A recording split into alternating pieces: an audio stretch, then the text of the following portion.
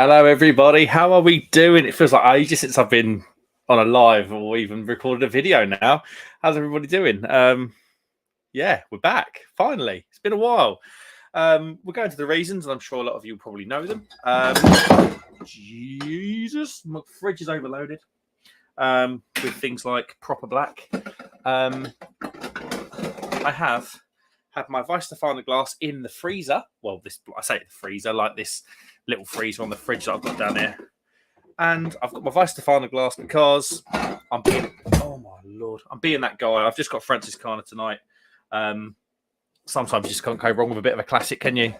Let's put that one in there. Put that one in there so they're nice and cold. That one goes in there. And that one's like that.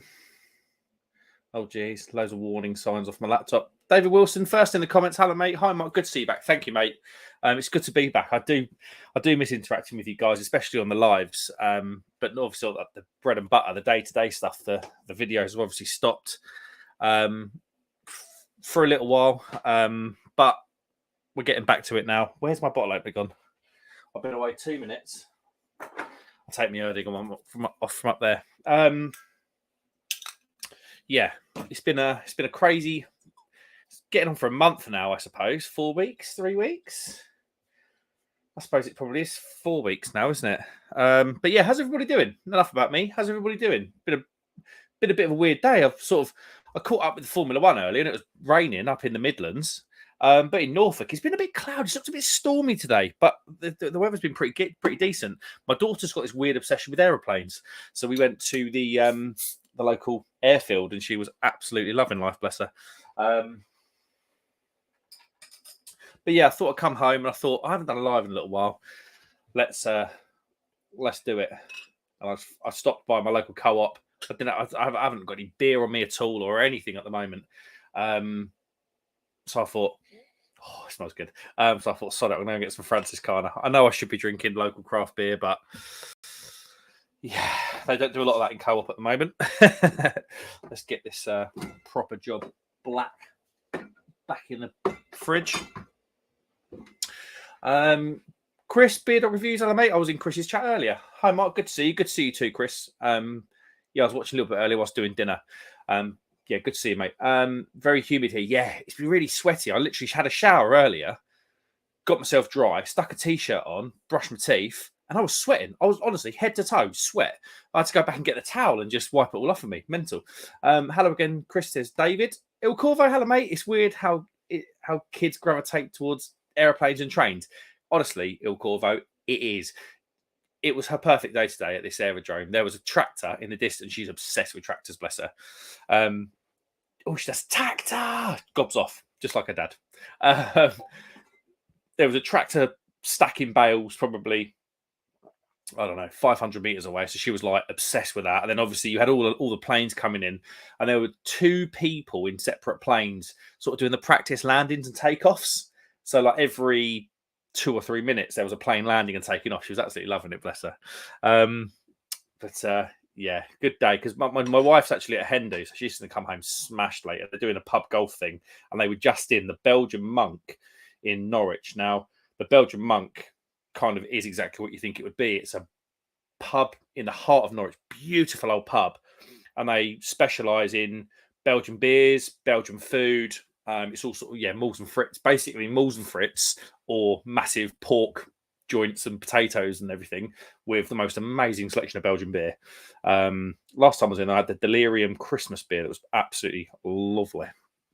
Talking of lovely beers, though, the Francis Carner's looking absolutely bang on, isn't it? Chris says, we've had some torrential rain in Somerset, but it's also very humid and hot. Yeah, I think everybody's kind of having it the same at the moment. Captain Meats, hello, sausages. How you doing, mate? Good to see you. Dave Wilson says, hi, Captain. Chris says hi to David. David says, hi, Corvo. I live near to the station. Kids always watching trains come and go. They love it, don't they? I remember being with my granddad. My granddad used to live in Bromley, which is like a kind of inner city suburb of London, if you like. That was like a day out. We'd get a picnic with granddad, and we'd walk way across the fields out of Bromley, and then we'd go to this railway. It was the old crisscross. Some of you might remember. It was the bridges but you obviously there was a barrier there, but the barrier was the crisscross thick iron straps. So as a kid, you can get your head right in between them and watch all the trains go by and wave and get toots and stuff. Quite popular now, obviously, with like people like Francis Bourgeois and Ryan Windridge doing their thing. Rasco or Disco, sorry. Yo, welcome back. Seems to be the day for it. Yeah, thanks, mate. Yeah, why not? It's just like I say, my wife's off on a hen do. Everything's starting to calm down with Dad. Obviously, for those of you that don't know, we'll go into that in a little bit. But yeah, it's all just settling down now. Normal life is slowly coming back, which is fantastic. Chris said, I finished my life, did a review, and now I'm back on sessionable lagers. Mate, this is a sessionable lager kind of day. Jimmy C, how you doing, Jamie? Good to see you, mate. Hello, Marky, Mark. How you doing, mate? You all right? I was really close to booking my flights to America. My cousin's getting married in September, and I stopped myself. I for those that don't know, we'll probably talk about it now. Why not? A couple of weeks ago, 4 weeks ago now.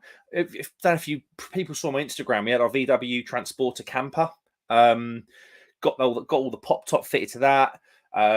We'd use it as a camper van anyway, but it was never properly done. But we had the pop top fitted finally, done the kitchen on it, and just got it like a proper camper. It's a proper VW camper now, and it was all the excitement. And then we went to France. So we left on the Thursday night. We drove down to Portsmouth, got the night ferry over, which is amazing, by the way. This night ferry, we got on Portsmouth, got off in Caen the following morning at like 7. You literally wake up, you get on the ferry, you go straight to sleep because it's late.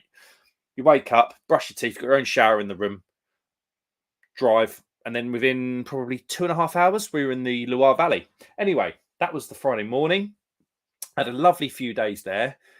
And then on Monday we had a day out, so we went to a beautiful chateau. It was held in really high regard by like all the Louis kings back in the day, probably 1700s. Beautiful house, honestly. His house is just one of the biggest sort of castles I've ever seen. Had a lovely day out there. Got back 5 minutes from the campsite. I get a call from my mum. Now I knew my dad had gone into hospital. But we were told originally, well, the original paramedic said it was food poisoning. The second paramedic said it was vertigo. And then, that was the doctor said it was vertigo. Then another 111 call, they said it was an inner ear infection. This is my dad. So I knew my dad was in hospital, but I didn't quite know. We weren't 1,000,000% sure. We kind of knew it was everything kind of led to the ears with vertigo and the inner ear infection. Anyway, got a call from mum. She said, my mum, bless her, she was in tears on the phone. And she said, Mark, your dad's been diagnosed with a brain tumor. And it was like, wow. Like you just feel, I was only in France, but you feel like you're on the other side of the world. And anyone that's like, I know, Jamie, you've lived on the other side of the world, and there's a few people in here that would live on the other side of the world. You just feel like you are 1,000,000 miles away from your home. And we got home. We got back to the campsite, obviously very, very emotional, very sort of, I don't know, kind of not emotional, actually, a bit of shock. It was sort of, I don't know, it's hard to explain it.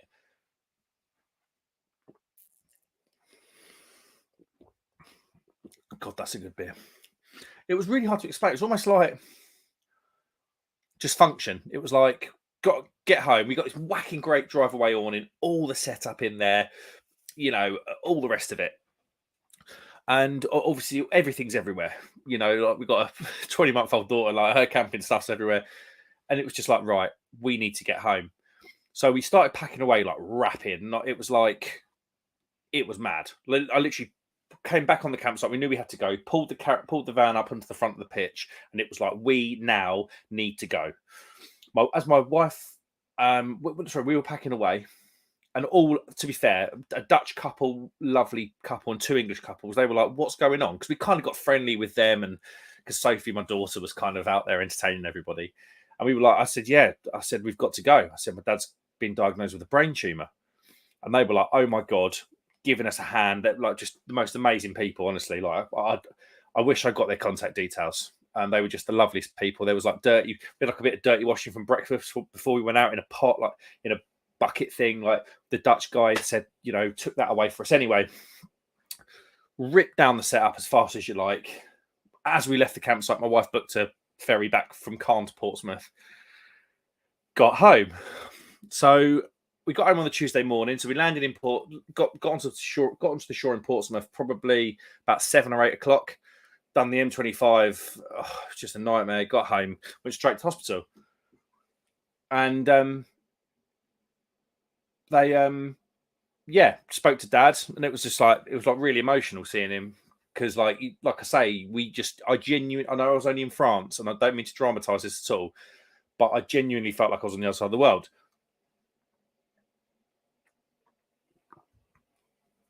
Anyway, saw Dad, and thankfully, about an hour after sitting with Dad, the doctor came over. Really lovely doctor. I can't remember her name, Dr. Sale or something. She was lovely woman. And she sat down and she basically said, in the last 24 hours, we sent the scans over to Adam Brooks, which is if no one knows about Adam Brooks, it's an amazing hospital in Cambridgeshire. If there's a big accident and there's lots of head trauma, no matter where you are in the UK, 9 times out of 10, you'll end up in Adam Brooks. They had a look, and the scarring, what they saw on the back of the brain was actually blood, not a tumour.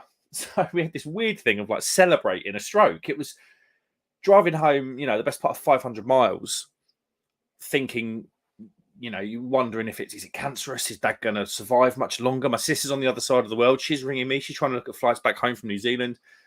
And to be told it was a stroke was just weirdly, it was weirdly brilliant.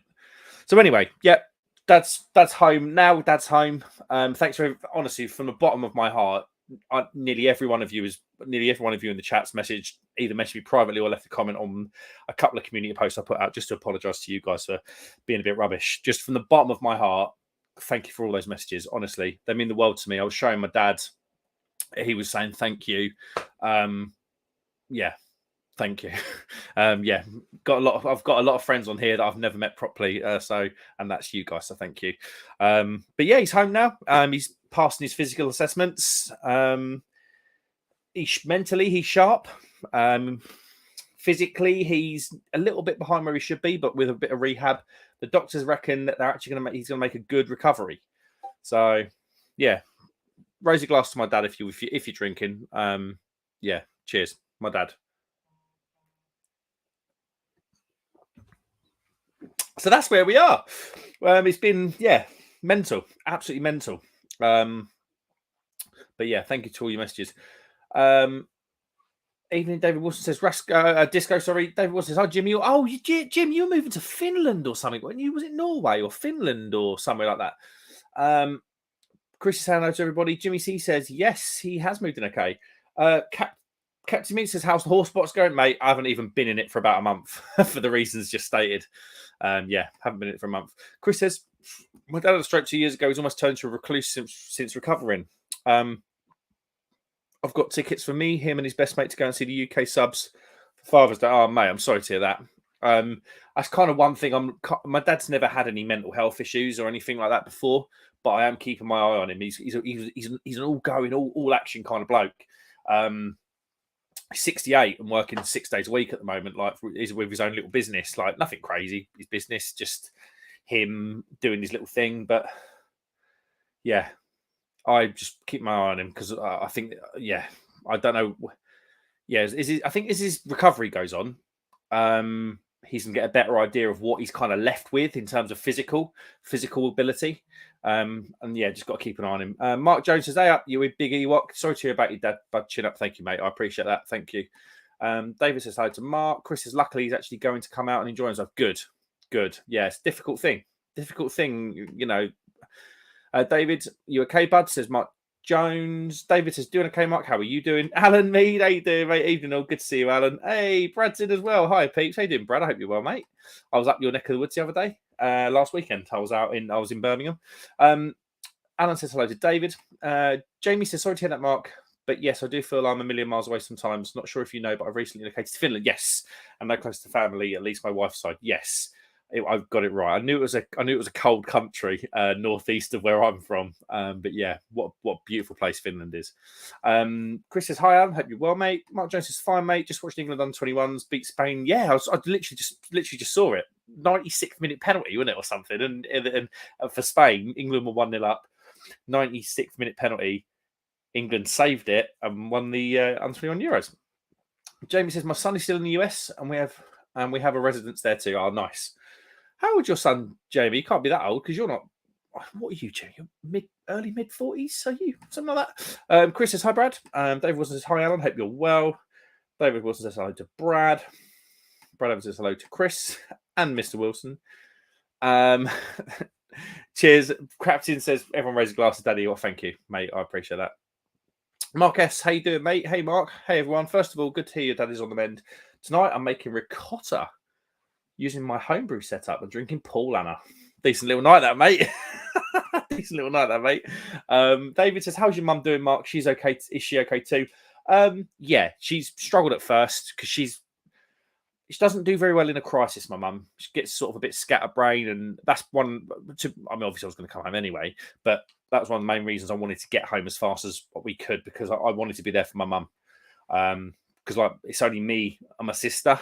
My dad's got another son who's a lot older, lives down in Brighton, but in terms of like support for my mum, it's only me and my sister. So I just need, in terms of like family, so I just needed to. Yeah, we got home fast. Yeah, really fast. Cheers to your dad. Thank you, mate. I appreciate that. To Daddy Car Park, Mark, cheers. Thankfully, you can get back to normality, mate. Hope the rest of the family are doing well. Thank you. And they are. Thank you. Yeah. Every day it just gets a little bit better. Mark S. Sorry, yours is spelled Mark. How posh. You know what? It's actually after Mark Bolan. So I'm named after Mark Bolan. My dad was a massive T-Rex fan back in, would that have been the 70s and the 80s? Yeah. I'm named after Mark Bolan. Matt Hall, how you doing, Matt? Hey, Mark, glad your dad is on the mend. Thank you, mate. Yeah, he's really getting there. Thank you. Thank you yet again. Thank you to everyone for the messages if you've just come in. Brad says, "Where did you go in Brum, mate? Some great places to go here." We went to the weirdest. It was an all-you-can-eat. We went into Chinatown, and it was an all-you-can-eat Chinese. So it was just like, it was mental in there anyway. And then we went down like 2 floors. It felt like we were going to the depths of hell. And then we had this like private karaoke room. There was 30 of us. It was the weirdest thing. But yeah, good. It was called like Ming Moon or something in Chinatown. Yeah, strange old place. Then we went into a couple of bars. Like we walked through from Ming Moon into like a weird sort of like complex bit with loads of bars around the top, like loads of bars around the bottom, and like other bits on top. That was weird. And then we ended up just going to Pop World and get smashed. Jimmy says he's on 43. I was a child bride. Yeah, nice one, mate. You didn't hang around, did you? He's 19. Nice. What's he doing? 19. Is that college?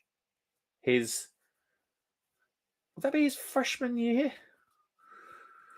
Let me know. I might have butchered that. Chris says, "My dad's always been a bit like me, happy-go-lucky most of the time, but with an underlying anxiety. Me and his mates are determined to make sure it's a good time at the gig as it's their last tour." Yeah, I hope you have a cracking time, mate. When is Father's Day? That was the other day, wasn't it? That was a couple of weeks ago. When are the tickets, mate? Let me know. Neil Long, hello, mate. Sorry to hear about your dad, but honestly, he would get there with a bit of work and love from the family. Just driving in Ormskirk at the moment, drinking a Shiny Crush 5.4 Super Juice Monster. Nice, mate. Where is Ormskirk? That sounds Scottish to me. It sounds Scottish. I don't know. Chris is good to hear. Doesn't the men though? Raising glass to him. Thank you, mate. I really appreciate that. David says hello, Neil. Brad says, "Sounds like a great night, that, mate." Honestly, Brad, it was weird. It was strange. I'm part of a club called the Round Table, which is like a young man social club, 18 to 45-year-olds. And I'm part of the national team. So we got together. We were working till about 8 o'clock. We got our HQs in Edgbaston. And we were there till about 8 o'clock, and we just went out and got absolutely smashed. It was quite good. David says, "In a crowd, Brad, much better places to drink." Yeah, absolutely. Chris says, 29 and only 9 likes. Sort it out, guys. Yeah, if you wouldn't mind liking, I'd appreciate it. See, so what? I got it right. Yes, he's in college. He's going into his second year, sophomore year. Ormskirk is in West Lancashire, mate. Beautiful area of the world. It's probably not too far from you, is it, West Lancashire, from where you are? probably right close, isn't it? Really. But yeah, what have I been up to? To be fair, I had these big plans. In France, there was 2 breweries I was going to go and visit, like craft breweries, new, innovative, kind of high-end craft breweries. I wanted to speak to those guys because the French craft beer scene's still in its infancy, really. So I was going to go and do that. I haven't really gone on many. I went to a beer festival. That was good. After the hectic week, the first week we got home, I did go to a local beer festival. Had a fantastic time there. Grain Brewery, they're called. They're really, really good. Really underrated brewery. They don't send their beers out that far and wide. So if you're not from East Anglia, you probably wouldn't have heard of them. But really good brewery. So they had a good bit on there. What other beery bits have I done? I went to a little beer festival today. Little one, tiny little one. We was driving home from the aerodrome and I was with my father-in-law because obviously my wife's on the hen do. And it's her cousin. So obviously my wife's mum was invited as well. So yeah, we were kind of all lonesome. So we dashed over to a beer festival, had a couple of halves there. Some decent little eight Sales, I think the brewery was called, and then Fat Cat Brewery. So if you've ever been to Norfolk or Norwich in particular, there's about 3 or 4 Fat Cat Brewery pubs. Fat Cat are based in Norwich, really good beer. Like their beer wins in like big awards. Their beer's really good. And they're really serious into their beer as well. So I know Brew York, Vocation, Verdant have all done tap takeovers with Meet the Brewers at the Brewery Tap in Norwich. It's a funny old place. It's one of those old pubs. It was probably a working men's club. So it's got a pub and then like this massive hall off to the side that probably would have been for like snooker tables, dartboards, that sort of thing. But that is now the brewery. So, but it's in the middle of this like 60s residential estate. It's the strangest place. Yeah, they produce some insane beer and they're proper beery people as well. Proper beery people. Luke Johnson's a one-eyed, one-horned, flying purple people eater. How you doing, Luke? Good to see you, mate. Did you have some surgery, Luke, recently? Did I see on your? I've been a bit out of the loop, obviously, but did I see on your YouTube or your Instagram that you've had some surgery? Neil Long says, Dave Wilson, hello, mate. David says, hi, Luke, how you doing? Brad says, Dave Wilson, I agree. I usually stick to in and around Temple Street. We see our hotel is on Broad Street, which is like not very nice. But where it was like such a big group, I couldn't just be like, I'm off to Glasshouse. I wish I could have done, but yeah, I couldn't quite. So half an hour on the train, mate. Ormskirk is. Luke John says, hi, Mr. Wilson. Still going through the motions. I hope you're right, Luke. Dave Wilson says, Brad, Attic have opened their barrel store in Brum. Attic from Birmingham. I had a really good beer from Attic. I think it was in a supermarket. Was it in Sainsbury's called like Signals or something? Pale Ale. It was really good from memory. Chris says, big question for you, Mark. Did you ever get to try the last breakfast from Quantock? No, I had a different breakfast. Was it called the final breakfast or the morning late night breakfast or breakfast in bed or something? There was another one.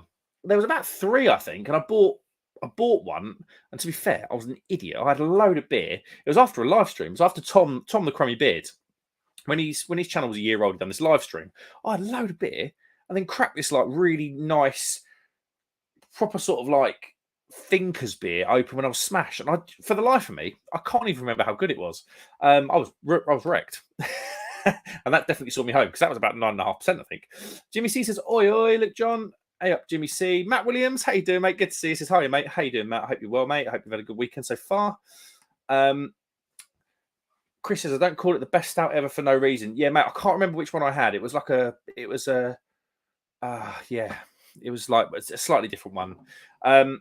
Dave Wilson says he didn't know that about Attic. Luke John says, a few minor things to date, but my next one is on the 17th. I kicked ass the last few months, so I'm in a better position now.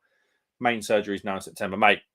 I hope I've got my fingers crossed for you, mate. I don't know what it concerns, but yeah, all the best to you, mate, from the bottom of my heart. Stout Sunday, how you doing? Just logged on, drinking Love and Hate, the best supermarket NEPA. I would agree that if the worst thing I'm going to drink out of the supermarket is a box of 4 Love and Hate for, like you say, 4 beers for £2.62. You're not complaining, are you? You are not complaining. Bradders the Ladders, me little mandingo. David Wilson says, Brad, nice route from Snow Hill now. North Bar along to the Wharf, then on to Attic. I don't know. David Wilson, you were in Birmingham, weren't you, David, recently? You get about, you do. I can never keep up. So yeah, we are where we are. So France for 3 days. If anyone camps, there's a campsite, and it's what's it called? L'Orangerie de Beauregard, it's called. But you're in the middle of nowhere, so you're near Tours. You're just east of Tours in the Loire Valley. It's like beautiful, and you are in the middle of nowhere. You pull off the motorways about 20 minutes ago, and you're like, all you see is tractors. It's like the Norfolk of France. We found it, and then you just see this like woodland on the top of like a mound, like a big hill, like big long kind of flattish sort of mound, and the sat nav took us in. And we went up this beautiful tree-lined drive all the way up, and then the woodland just cleared, and there was this old French chateau with what would have been like a farm. It would have been a working farm back in the day, and they turned all the old farm buildings. There's like an old courtyard, big courtyard, sort of stable-style courtyard, and they had like the restaurant in there. There was a couple of holiday lets in there. There was a bar in there, water fountain in the middle. Oh, honestly, I was gutted to leave. Brand new swimming pool, 2 years old. It was quiet. There's hardly anybody there either. But we are going to go back next year. Obviously, we came back 3 days later. But yeah, Chris they did 3 in the series. I can't remember the first one. The late night breakfast. Oh, it could have been the late night breakfast, mate. It could have been that. But like I say, I was an idiot, and I cracked it open. When I was too drunk, and I don't remember it. Carl, how you doing, mate? Cheers, everybody. Cheers to you, Carl. Dave Wilson says Manchester in a week and a bit for a long weekend. He loves it, doesn't he, David? Probably beery adventures as well, David. I know what you like. Paul, how you doing, mate? He says, happy Saturday evening, Schlags. Good to see you, Paul. Hope you're doing well, mate. David Wilson says, hi, Paul. Hope you're well. Luke says, enjoy the stream, lads. I'm exhausted today. New meds trying to kick my ass. Should sleep for a good few hours, mate. Take care. And yeah, rest. There's a reason doctors recommend that all the time. Paul says, very well, David. Thank you. How you doing? David says, take care, Luke. Okay, cheers, Paul, says David to Paul. And Chris says, Paul reviews. Hello, me old mucker. How do, mate? That's what they say around here. How do? How you doing, mate? How do? But yeah, it was. We were driving home. I won't bang on about too much, but we were driving home, and I was like, I'm just really sad. And one of the reasons I was sad, obviously, I was sad for my dad. I was sad for Joey. Joey, thank you, mate. Paul says, hello, Chris, how are you? Oh, the Manchester Beer Festival. Yes. Joey, congrats on monetization, bro. Thank you. That is my first ever super chat money. Thank you, mate. I've done it. Yeah, I'm obviously going to put all the money back in the channel as that was always going to be the plan. But thank you.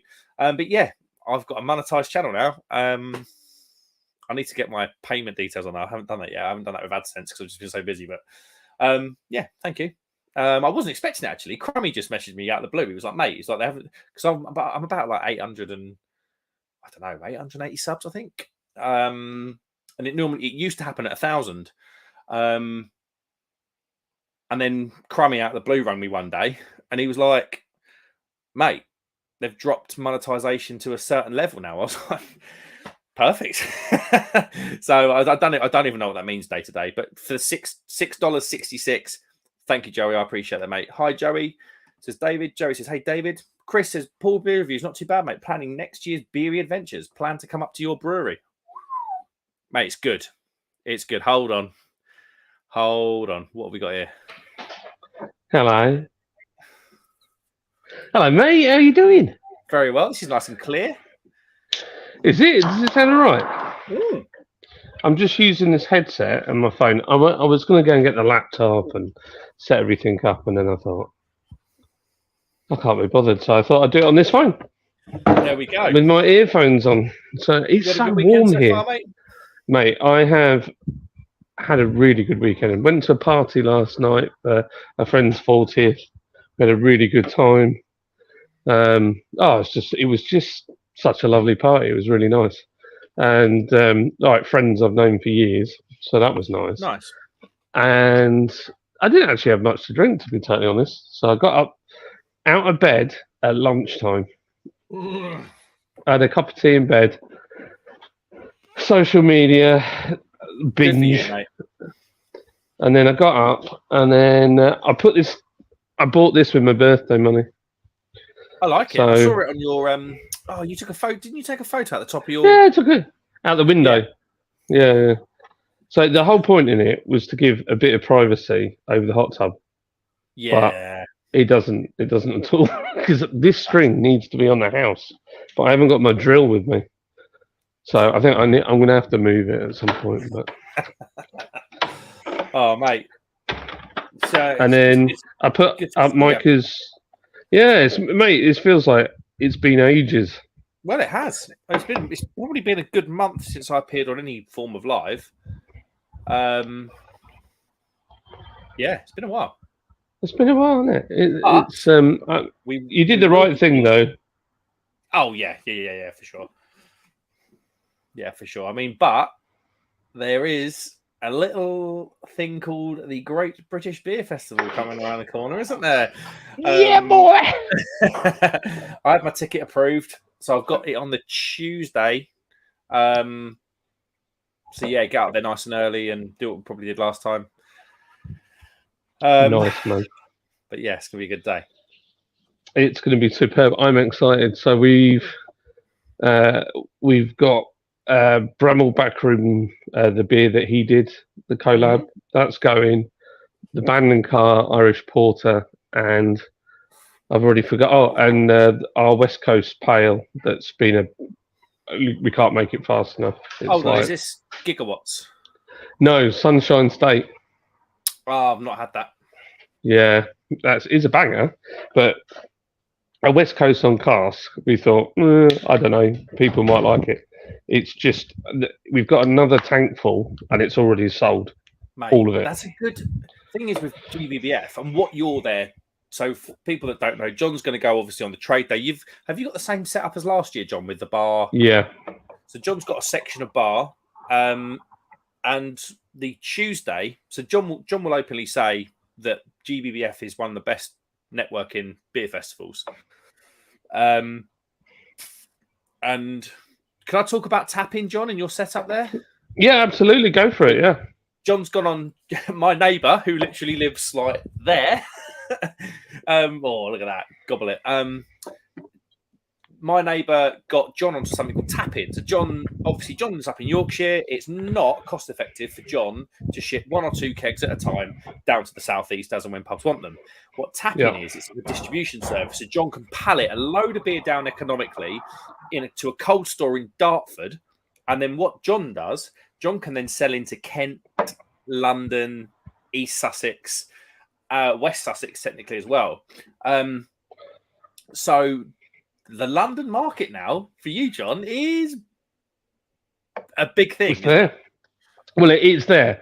So the problem that we found, because we had a lot of interest in London, but the issue is there's so many good breweries in and around London. Yeah. So what is the reason to buy from us? So we've already had one order, which highlighted a whole load of problems with our software that we've had to work out. So because of the way to do with bonded warehouses and where you keep the stock and everything like that, we chose to pay all the duty and then send it.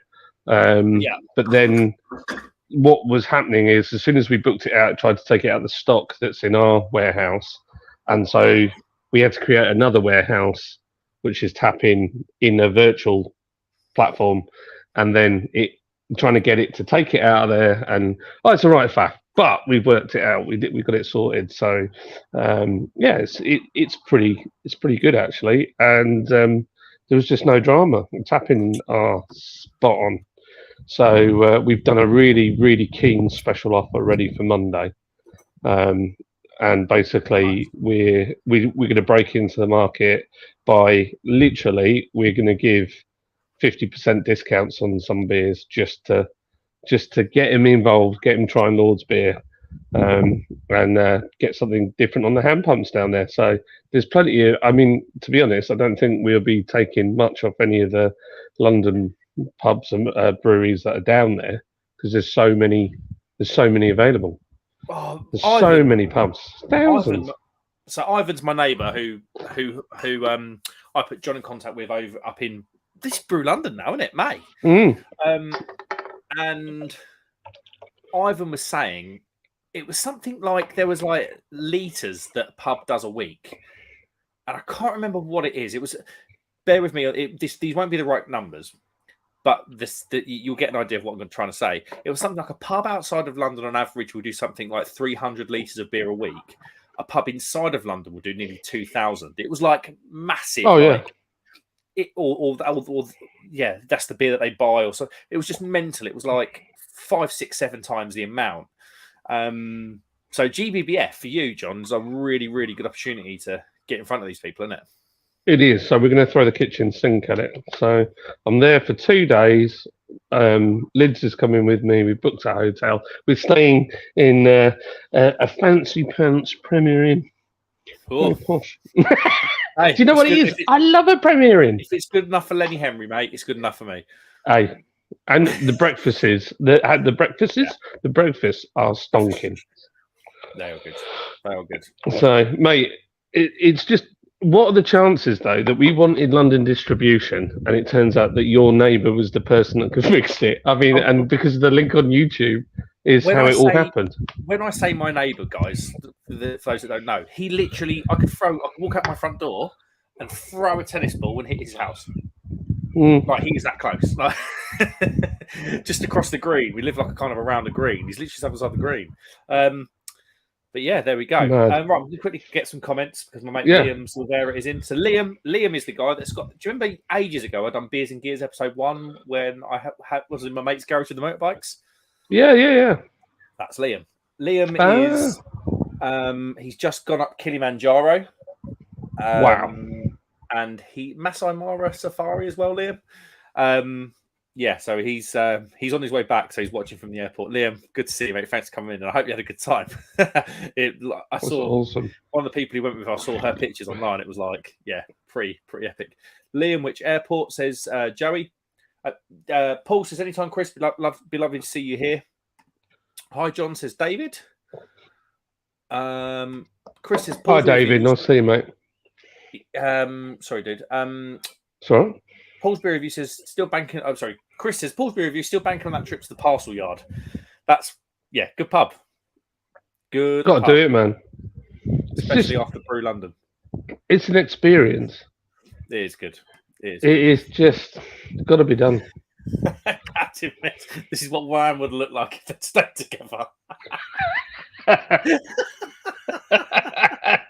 Savage. Hello, Captain. How you doing, mate? Nice to see you. Joey says John looks like he is the lead of a metal detecting group. I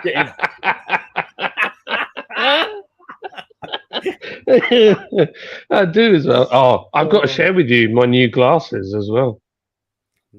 Let's have a look. No, not these ones. So there's these, but so I discovered that I'm getting old and I need glasses all the time now. Oh dear. So I tried to avoid it by buying these prescription sunglasses and then reading glasses. But then having bought these, I realised I need glasses all the time. So I shall go and get them for you. Right, whilst John goes to grab them, I'll just do a few more messages. Oi, it's had some John. Says Chris. David says, Chris, if you stand in London, Bermondsey Beer Mile or Black Horse Beer Mile, both worth visits. Yeah, there's lots of, like Norwich. My local city's just made a beer mile. There's craft beer places run up everywhere. Here we go. I like them. Are they not just the normal version of your sunglasses that you just took off? They are. They look good. They're exactly the same, except I've got them on wonky because of my earphones on. It was funny because the screen was mirrored, so you're trying to correct them, but you just got more wonky. There we go. It doesn't help that I have one ear higher than the other. My wife's like that. She'll get new glasses. She'll be like, "Do these look good?" I'm like, "Put them on straight." No. Neil says, it's John with his Soundcore Q30. Seems to be a lifetime since I've seen you together on a live stream. I know, honestly, it's been a sweet moment. Nice to see you, mate. Yeah, absolutely, mate. Chris says, Joey, he is Joey, just don't let anybody know. David says, see you at GBBF then, Mark. Planning on Rob's beer as the first one on the festival. Yes, I want to try this beer. And just to go back to your position, John, in GBBF, I think that your selection of beers is clever. I think you've gone for 3 very different styles, but 3 styles that are like in vogue at the moment. So you've gone for a British hopped IPA. You can't move. Honestly, at the moment, you'll know because you're onto trends, but British hopped IPAs and pales are all the rage at the moment. Then you've gone for a no-nonsense, bloody good porter, which are, yet again, in high demand. And then you've gone for a West Coast pale because people are sick of New England. If I drink a pale now, I had a really good West Coast. It's 3.9% from Three Blind Mice. It's called like Pull Your Pants Down or something, Pull Your Pants Up or something. Oh, yeah, no, I saw that. What a great name for a beer. It's good, isn't it? On Instagram, and I was just like, you know what? This is perfect. Perfect. New England's done. Absolutely done, in my opinion. But we'll go back to West Coast for a bit, and then everybody will get bored of that, and then we'll go on to something else. It just goes round in circles, really. But funnily enough, West Coast is something that we brewed quite early on, and we've learned a lot of how not to do it and how to do it. And so when we did this Sunshine State, and hardly anybody has twigged about the vanishing point thing with the car. I don't know what vanishing point is. It's such a cult film. But I got a message, and it was I had the beer, but it was just the fact that there was a Dodge Challenger from Vanishing Point on it. It was so cool. And I was like, it was just a random email that had come through on the contacts. I was like, dude, it's got to be done. And he was like, do you do car stuff with your beer? And I was like, yeah, just a bit. Yeah, you don't know me. Yeah, you don't know me. Yeah, it's got to be done, isn't it? Sorry, I'm trying to move it around. So there we are. That looks quite nice. I just don't want. Beer drinkers love cars. It's a match made in heaven. David says, "See you at GBBF then, Mark. Planning on Rob's beer as the first one on the festival. Are you doing the Tuesday? Because I'm only there the Tuesday." And I know last year you went towards the end of the week, David, I remember, because we had a chat about that. Liam says he's at Kigali Airport, which is Kenya, most likely. Wow. Chris says, I'm annoyed with myself. I couldn't sort stuff out so I could go to GBBF. Oh, mate, it's good. Camera, right, get a lot of stick. I think people like to hate camera because I think maybe now they are considered to be a little bit outdated. But there's good cameras and bad cameras. Oh, you're not. Oh, your sound was just mega delayed there, mate.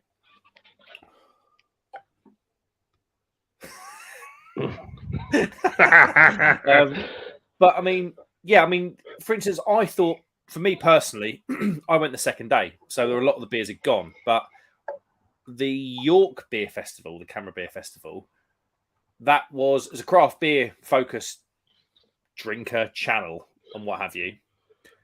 York didn't really do it for me because there was I think they're so keen on cask. That's okay because that's kind of what their mission statement was way back when.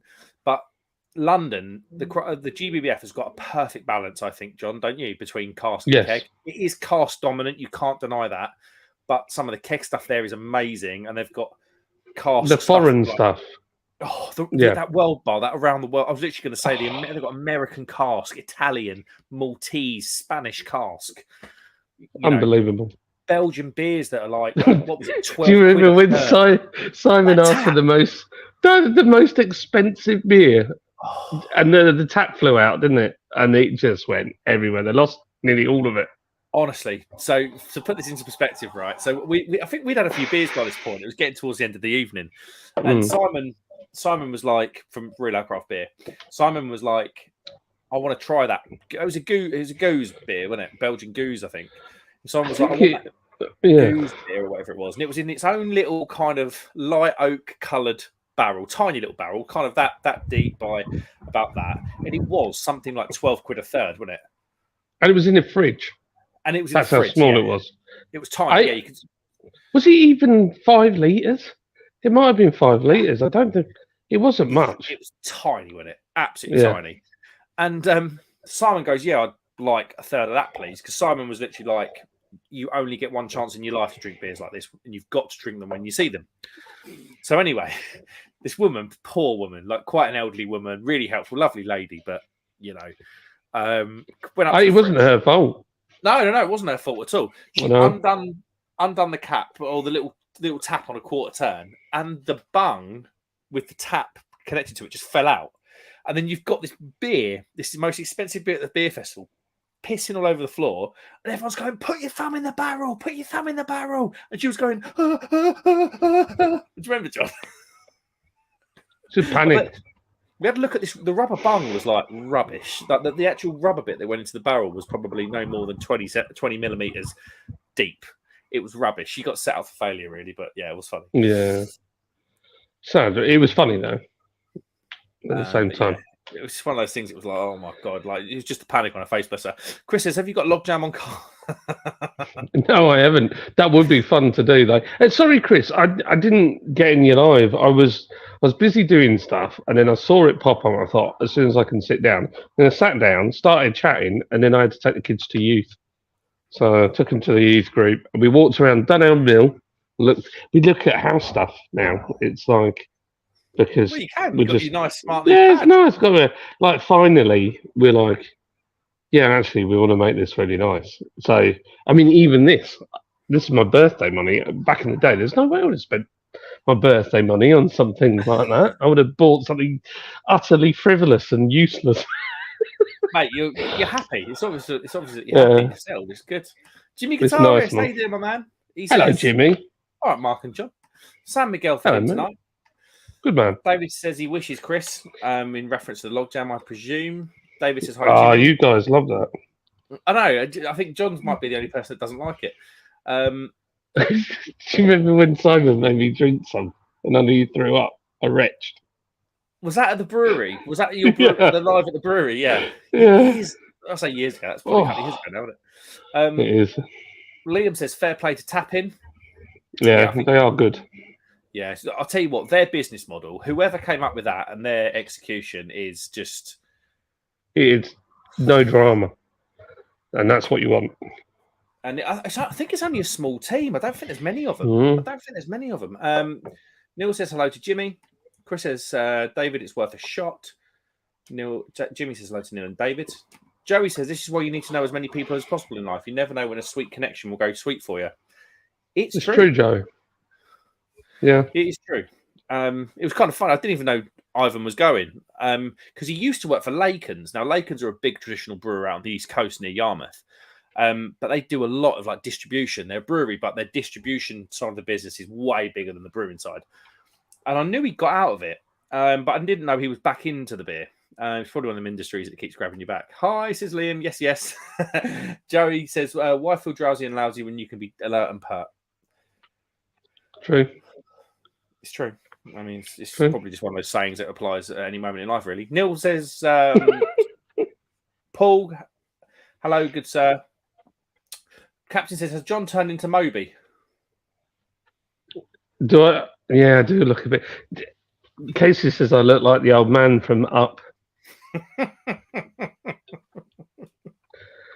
And my brother-in-law, literally last night at this party, as soon as it got dark, I took my sunglasses off and put these on. And my brother-in-law, who wears glasses, sat there for a good solid minute, laughing his head off, going, "Ha, what a geek!"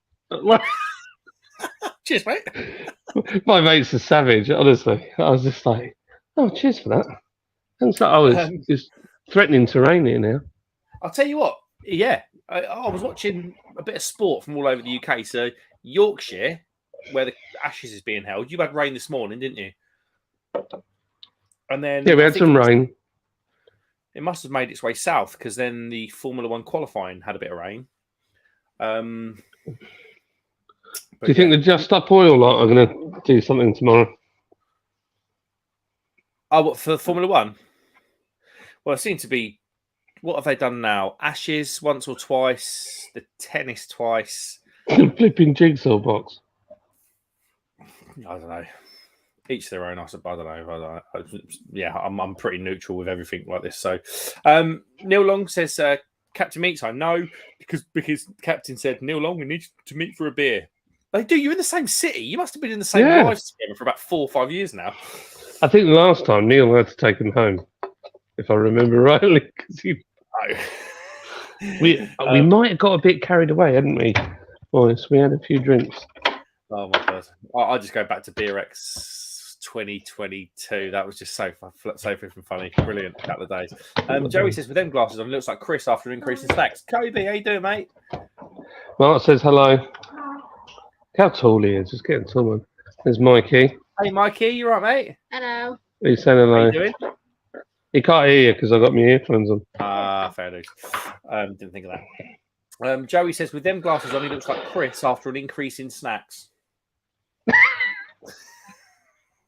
Savage. Honestly, I was more bothered about having to wear glasses than I was when I went bald. Couldn't care less that I went bald at all. But glasses was a big thing. Oh, come on, don't rain on me. It's quite refreshing though. Captain says, John, have you ever thought of a beer that is egg and bacon flan flavour in a beige called Keith? Oh, well, yeah. I think that would be a beautiful beer. I'll tell you what, if you wait long enough, Northern Monk will actually make that. Probably. There is a bacon flavouring that you can buy that tastes just like bacon that you can put in a beer. Oh, it's got no bacon in it. Imagine, see, there's certain beers. Sorry, Matt, I'm going to take your comment down, so we'll come to it in a minute. There's certain beers that have done really well for certain breweries. So you think of like Turning Point when they released Yellow Matter, that custard flavour beer, and that rolled on to like Pink Matter, then brown. Oh, not Brown Matter. It was called like Chocolate Matter, I think. Not Brown Matter. No one would buy that. But there's certain beers that like would have put Turning Point's name on the map. Yeah, I have got an idea of doing something. I'll tell you what it is. I'm sure that someone did. It might have even been the supermarket. Did someone do a maple bacon pancake stack beer? I feel I had an American one that I bought in Home Bargains. That was I think that was blueberry and pancake, something or other. Oh, that was that Saugatuck beer, wasn't it? Yeah, Saugatuck. I haven't had anything specifically with the bacon flavouring yet. I think I've had a maple bacon pancake stack beer, and I remember it being all right. Like the bacon just showed itself as like slightly salty, like a goes beer, sort of slightly salty. But yeah, I think it could be. So I have got an idea of something really silly. We've kind of had preliminary talks, and it could happen. But my friend owns the name and the brand Thomas Crapper. And we were thinking of doing a brown ale. Yeah. He owns it, yeah. So we were thinking of doing a brown ale, a Thomas Crapper brown ale. No. No. It's got to be done. It's just it is so bad that it would be brilliant. I mean, it'd be great beer. We'd make it properly. But it's just so silly. It's ridiculously silly. It'd be really, really funny. And you do it, if you could do it, you do it in a white can. So it looks like porcelain with all the writing like a toilet. Blue ceramic painting colour. Oh, that would be good. I would like that. And it'd just make a brown ale. It'd just be hilarious. And do a pale ale as well. Yeah. A really light lager. Matt Williams says, well hydrated. Yeah. I've always preferred the cleaner beers, but always fall back on clean beers. Sorry. I've always preferred cleaner beers. I do like Neepers, but always fall back on clean styles like Westies and traditional styles. Matt, you are not alone. There are so many breweries now that are really. Do you remember everything was like strong passion fruit? Like I used to watch Simon's reviews before I was on YouTube, and he used to do the supermarket beer and everything because supermarket beer is like the biggest example of what trends exist in beer today. The supermarkets are too clever. Their beer buyers are too clever. They're ahead of the game. They've got all the money for the data, haven't they? I'm just going to get some more beer. They've got everything. They take opinions out of the mix.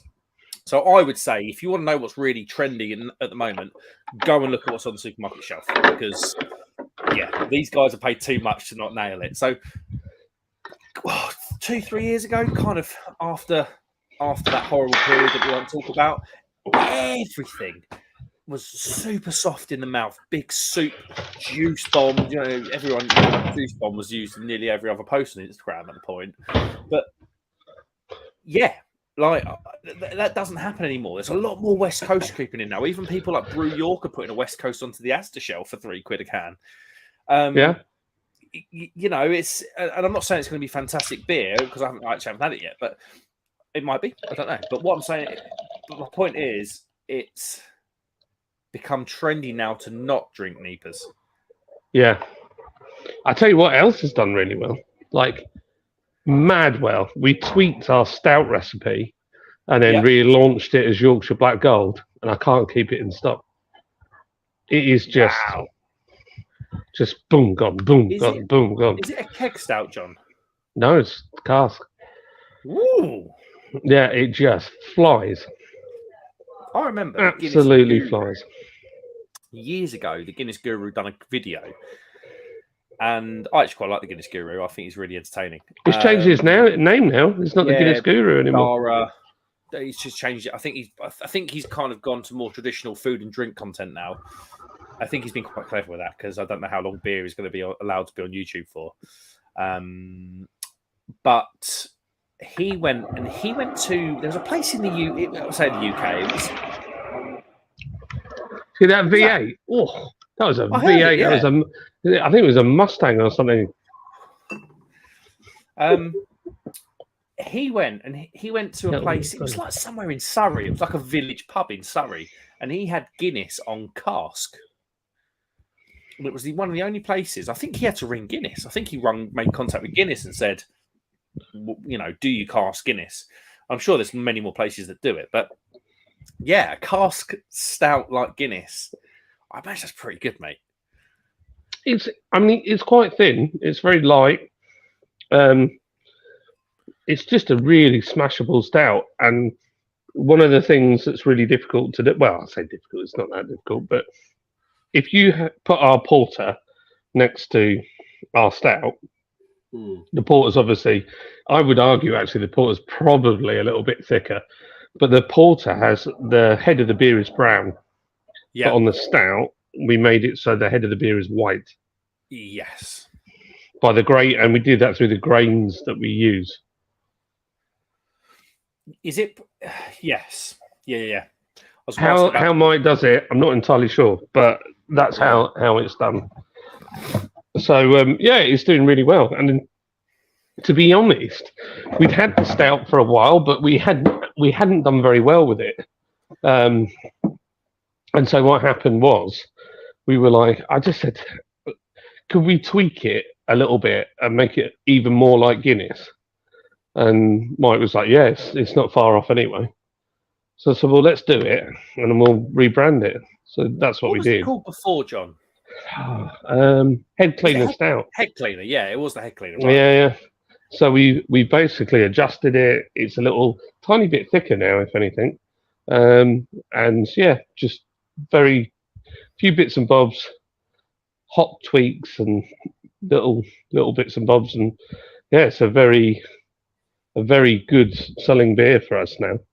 So it's at the moment it's lager, followed by our blonde, and then it's the West Coast and then that stout. Those are the four main that are flying at the moment. Don't mind that, mate. It's good, isn't it? Lords, I'm sure John won't mind me saying, Lords are flying at the moment. So, it's never been like this ever. Never ever been like this. Like unbelievable. We've done this week half of what we did in all of March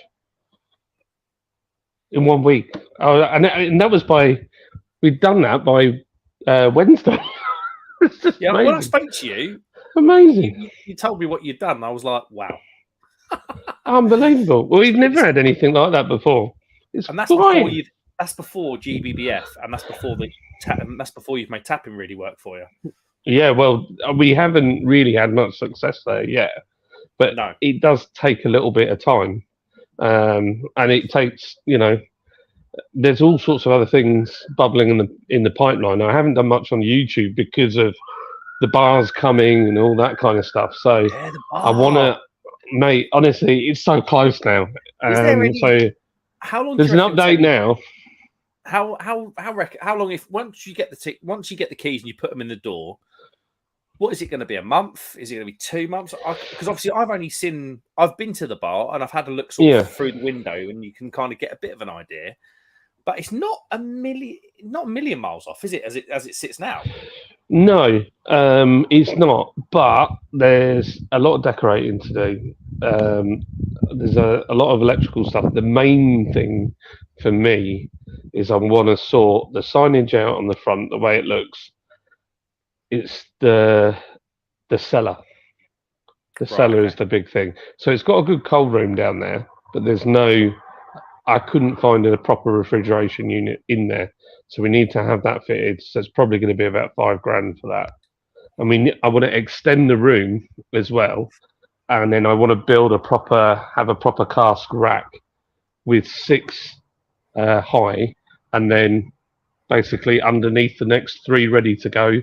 Mm-hmm. So basically, as soon as one drops off, you can lift it into place, leave it to settle, then give it its 24 hours breathing time.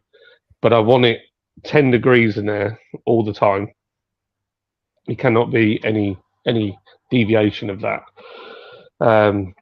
So yeah, and I could do vertical siphons and all that, but I just want it traditional, how the cask should be served. It's not the easiest, but it's how it should be served.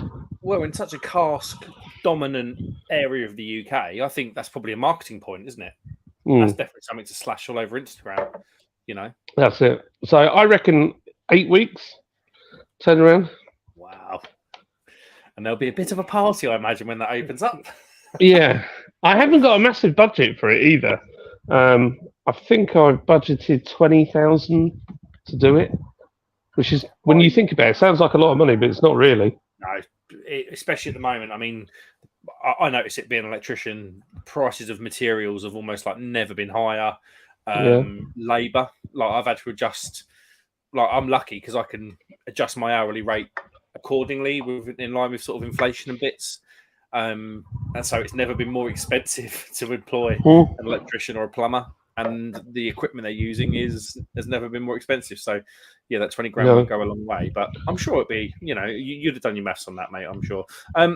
Captain a lot of it I'm doing myself. Yeah, well, yeah, that's the other way around it, isn't it? We're time rich but penny poor, aren't we? It's true. Captain says, Neil, I will be in touch. It's the wrong side of payday at the moment. Chris says, I wouldn't mind a chocolate and orange stout. Does anyone know of a brewery that makes a good one? Not me. Well, Blue Monkey do a nice one. It's quite funny because they do quite a good one, actually. It's quite funny because one of the videos that you haven't seen yet of the horse box is we've decorated it, and for years I was collecting my cans, and I just thought, I don't know what I'm going to do with these cans. This is before YouTube, and I put a few up there, like a few of my favourite beers I've had. But I kept every can. If I'd only keep one, so if I bought 4 of these, I'd only keep 1 can, and I'd only ever have one of each beer. And I looked online, and basically you can fill up your cans with hot tap water, leave them sitting for 2 minutes, and peel off the labels. So what we've done is in the horse box. It's going to be on the next video. I'm just kind of spoiling the video, but we've done a collage of all of the can wraps of all the beers that I've had, all the different beers I've had for the past 4 years. I've actually got some down here as well. John, you have to send me some if you can, because I've got loads. Yeah.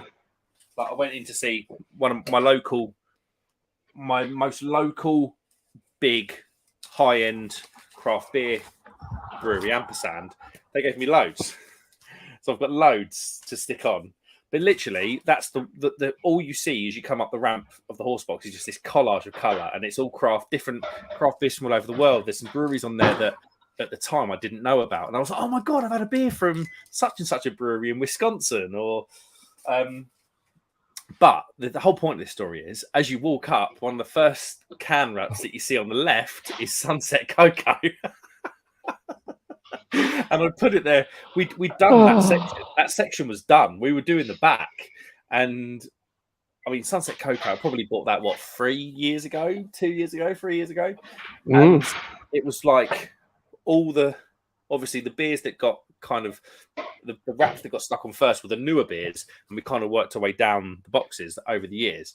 And we got one towards the end. And I said to my mate, Dom, he actually started to peel it off. I was like, Dom, I need that wrap. I was like, that wrap is going at the front. So, as you rock up, if you rock up to the ramp and you do a left, the Sunset, it's just, I just thought you'd love savage. That. It would make me laugh. It's good. I mean, the funny side to it is, it's not. We all poke fun at it, but actually, it's a good thing because otherwise, you've got to realize when you get it wrong sometimes. And the thing is, well, not being funny, we're not perfect. None of us are perfect. No. Like even some of the biggest and best, there's brewers in the UK. I'm not going to mention names because I'm not about it, but there's brewers in the UK that I know that have got that SSV kit, John. Yeah. And that is like a scientific kit. You could, obviously, if you've got the right scientists and you've got the right science in place, you could brew a beer and almost know exactly how it's going to be at the end of that process because that kit is so consistent, that brewing kit. There's brewers that have brewed off that brewing kit and the beer's been quite poor. And you think, and you're a small batch. You're way smaller than what that brewing kit is. If you can't laugh at yourself, I think the other side to it is when you've got that big kit and you're always learning with it and its efficiencies. Then the big problem is we're using natural products. I mean, you can't knock. Hold on. Who we got? Here he is. Look at his sign. Look at that sign. Have a go on the sign. Look. Oh, I've got sign envy. That is beautiful. It's very bright. It's very bright. But what a lovely gift. Yeah. Mate, that's amazing. Absolutely blown away when I was presented with that gift. It's cool. Very, very cool. That is cool. How are you, mate? Yeah, I'm good, mate. You? Yeah, all good, thank you, mate. All good. Just thought I'd stick 10 pence in the laptop and do a live again because it's been a while. It's been a while, isn't it? Hello, look, what's he got here? Look. Oh, is that the Nitro Surge in action, is it? Certainly is. Oh, very nice. Mate, you've got to come up, Chris. You've got to come up and see us, Chris. You and Rachel. Yeah, it's been a while since we've been up, so yeah, we will. It'd be nice to see you. And, well, Mark, you've got to come up with the missus. And you can bring his sprogler. April this morning, actually, and she was keen. Nice. She was the same thing. She was like, when are we going to do it? And I was like, look, let's just cancel my old auntie coming down, who I never see anyway, and let's just go up to Yorkshire. Definitely. Nice. Nice. But yeah, it was so nice to have Paul and Abby up and we didn't do. Paul was like, I just need to do nothing. He's a busy boy. Yeah. Talking of busy breweries, Creative Juices are getting busier now. Yeah. He has done great things with that tap room, that boy. He's done well. I'll tell you what, can you give me 2 minutes to catch up with comments? Because I'm you go for it. I'm doing a Paul's beer review style neglect on the comments. Neil Long says, agreed, mate. I'm enjoying some good solid German beers at the moment. Absolutely. And well, Alhambra Special Reserve is so underestimated. Fabulous amber lager, 6.4%. Sorry, excuse me. I feel like I've had the Alhambra, the normal lager. I feel like I've got that. Was that in the supermarket at one point? But David says he will be there on Tuesday. Excellent. Yes, let's have a beer together, David. Many beers. And maybe each day. Good lad. Henry's in. How you doing, Henry? Good to see you, my man. Good evening, Mark, brother. Good evening, John. Hope you guys are good. Yeah, really good. Thank you, mate. I hope you're well. Everyone's hello to Henry. Neil says, John, I hope a Lord Chambray rep is there. No, Neil, they're not there this year. Oh, no way. No, I spoke to when I was in Malta, and I went and if those that hadn't seen it, I went to. There's a spider on my laptop. Get off. I went to the Lord Chambray Brewery and filmed a bit of a brewery tour and a chat with. I can't remember his name. Italian chap name begins with a V. And he said, no, they're not there. But they've gone mad. Like Lord Chambray have gone mad. Henry says, good evening, Neil. Captain says, can I say thumb in your barrel is a euphemism? I know. I know. Everyone's talking to each other. I'm going to skip the comments where you're saying hello to each other because you would have interacted with that by now. David Will says, bye all. Catch you another day. Thanks for coming in, David. You're probably long gone now, mate, but thank you for coming in if you're still here. Oh, I like David. Henry's talking to David, Neil, and Captain. Jimmy C says it's a new experience catching your lives as late as this. Yeah, it would be, wouldn't it? Because so for context, Jamie's moved from New York to Finland. Okay. Yeah. So that's going to be a good 8-hour shift. Yeah. Because New York was 6, I think, or 5, and then it's going to be 1 or 2 in Finland, isn't it? That's way over there. That borders Russia. Finland. Yeah. It ain't that far, though, is it, really? No, I'm just thinking that now because they're at the top of the globe, aren't they? So they're a bit further up. Isn't Lapland in Finland? If you go to I thought Lapland was. I thought Lapland's its Finland. own thing. It is Finland, isn't it? Lapland is Finland. Yeah. Lapland's Finland. So Jamie has actually got a new job making your toys for all the under 18s that are watching. Chocolate. No, apples. Paul Spearview says butt scratcher. I presume that was into when we were talking about the different types of beers chocolate that you got and names and things for Thomas Crapper and John's mate. Paul says Henry glad the band are back together. Henry saying hello to everybody because he's genuinely the friendliest person on YouTube. Chris says we had torrential rain at 2ish. Everyone's talking to each other. Blah blah blah. Jimmy Guitarist, I'm trying to find another sport to get into. I've been watching a YouTube channel called Tubes and Ange Golf Life. Yes, Tubes used to be on Soccer AM for anyone who used to watch that. It's really good and maybe want to try golf. Jimmy, Rick Shields. Just Google Rick Shields. It's Shields without the D. So it's Shields. Really good. Really good. Is Angie Golf? Is she the lady that had breast cancer? No, Ange. I don't know who that Angie is, but Ange is Tubes' brother. Ah, right, okay. So whether it's Angelo or I'm not entirely No, it could be different. sure. Golf. I tell you what, my uncle always used to say golf spoils a good walk, and all these kind of like old golf. I hate golf. My uncle started getting a bad back because my uncle owns his own business in America, and he found that he'd always lean forward. And he knackered all the bottom of the bottom set of his vertebrae were knackered from him leaning forward. And he took up golf, fit as a butcher's dog now, bless him, flying. No way. Flying. I like golf. I've played a lot of golf. I have played a lot of golf, but I just find it one of the most frustrating sports I've ever tried to play. Yep. I just find it so frustrating that I can't play it anymore because I just get the ump. I'll tell you the worst thing with me, and Chris, I'm sure you might have been there with this. With golf, you spend all the money on the equipment. So so you spend all the money on the equipment, and it's not cheap. Like a baseline, if you want to go and buy the new Callaway driver now, the baseline one, before you even go up to mad money, it's 400 quid. Yeah. So it's not cheap. No. Don't get me wrong, you can get cheaper sets, but it's just an example. But I would go and be like, right, let's stop buying the best equipment and go and get yourself sorted because you could have, you could stick Mildred in a Bentley. It doesn't mean she's going to drive it well, even though it's a nice car. So I'd go and pay 50 quid for this lesson, probably sometimes more. And I'll come out and I'll play worse. Yeah. I'll be like, what am I to do? Am I just destined to be always rubbish at this? It's such a frustrating game. So frustrating. You go back next time because you got a birdie on one of the holes, even though you shot 107, but you got a birdie on one of the holes, so you go back next time. It's one of them games, isn't it? Yeah, it is. I just can't do it. Same with darts. I mean, same with darts. I love playing darts, and that's a frustrating game, but it's not an expensive game to play like golf. No, you can 20 quid. You've got yourself a set of darts, haven't you?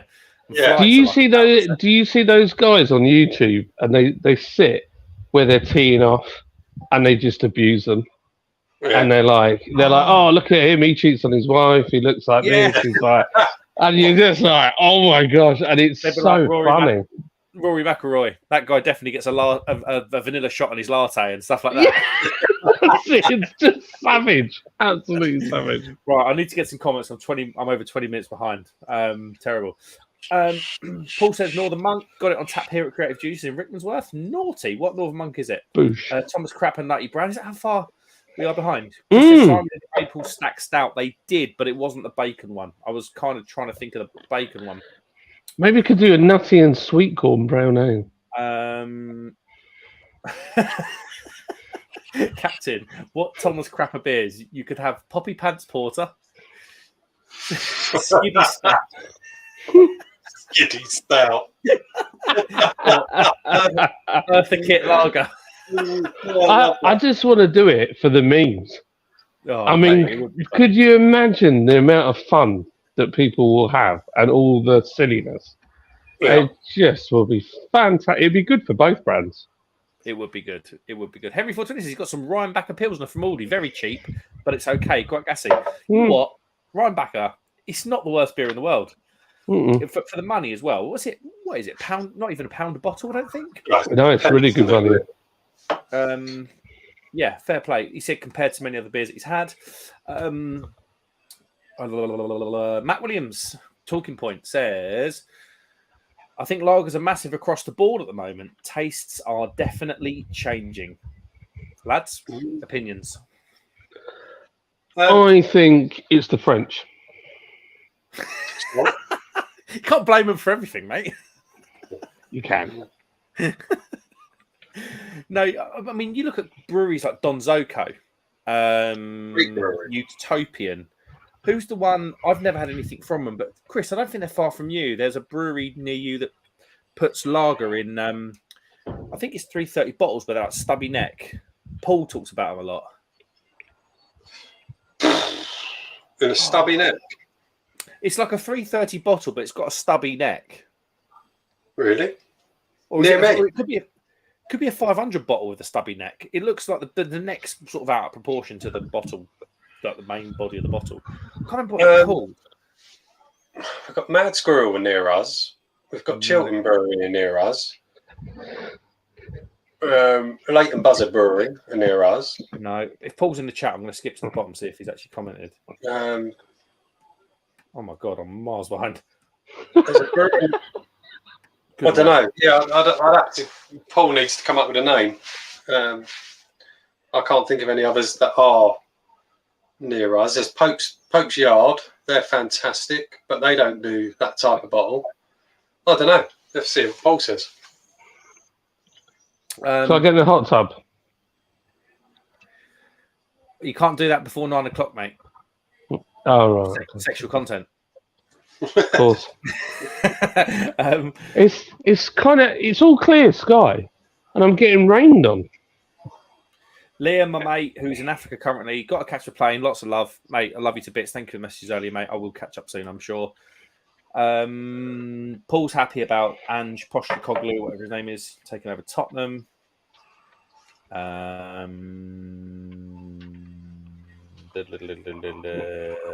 Lots of Tottenham chat. Oh, listen to this. I've bought a tasty sounding beer today, Mark Jones says. Having it next from Unbarred. They are a good brewery, Unbarred. I rate Unbarred.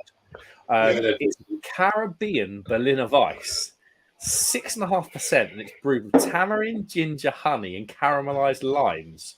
Oh yeah, mate! If you're going to put, and I know Chris's interest is perked here. I think if you're going to put adjuncts in a beer that isn't a stout, I think the Weiss is a good beer to do it in. I agree. That sounds amazing. Doesn't it? That really does. I'm going on Unbarred's website very shortly. That sounds good. Really, really good. Yeah.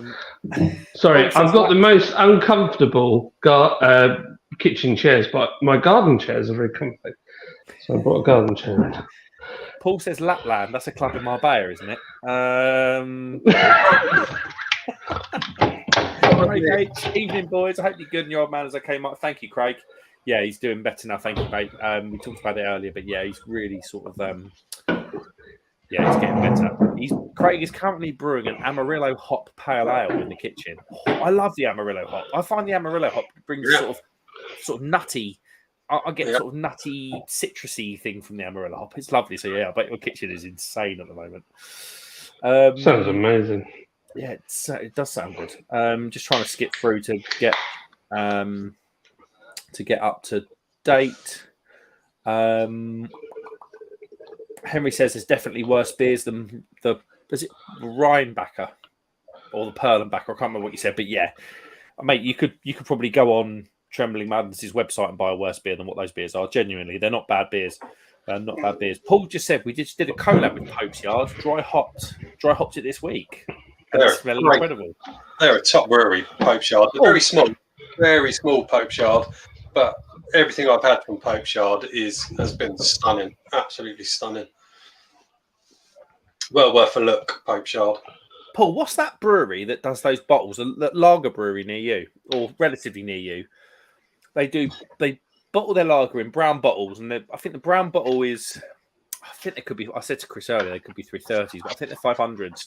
They've got like a short top on them. Are they almost like the old Ansbach and Hobday bottles? Or they've got like an Ansbach and Hobday style label on. Who is that? Captain says maybe we needed too hot for beer live streams. Get the gimp.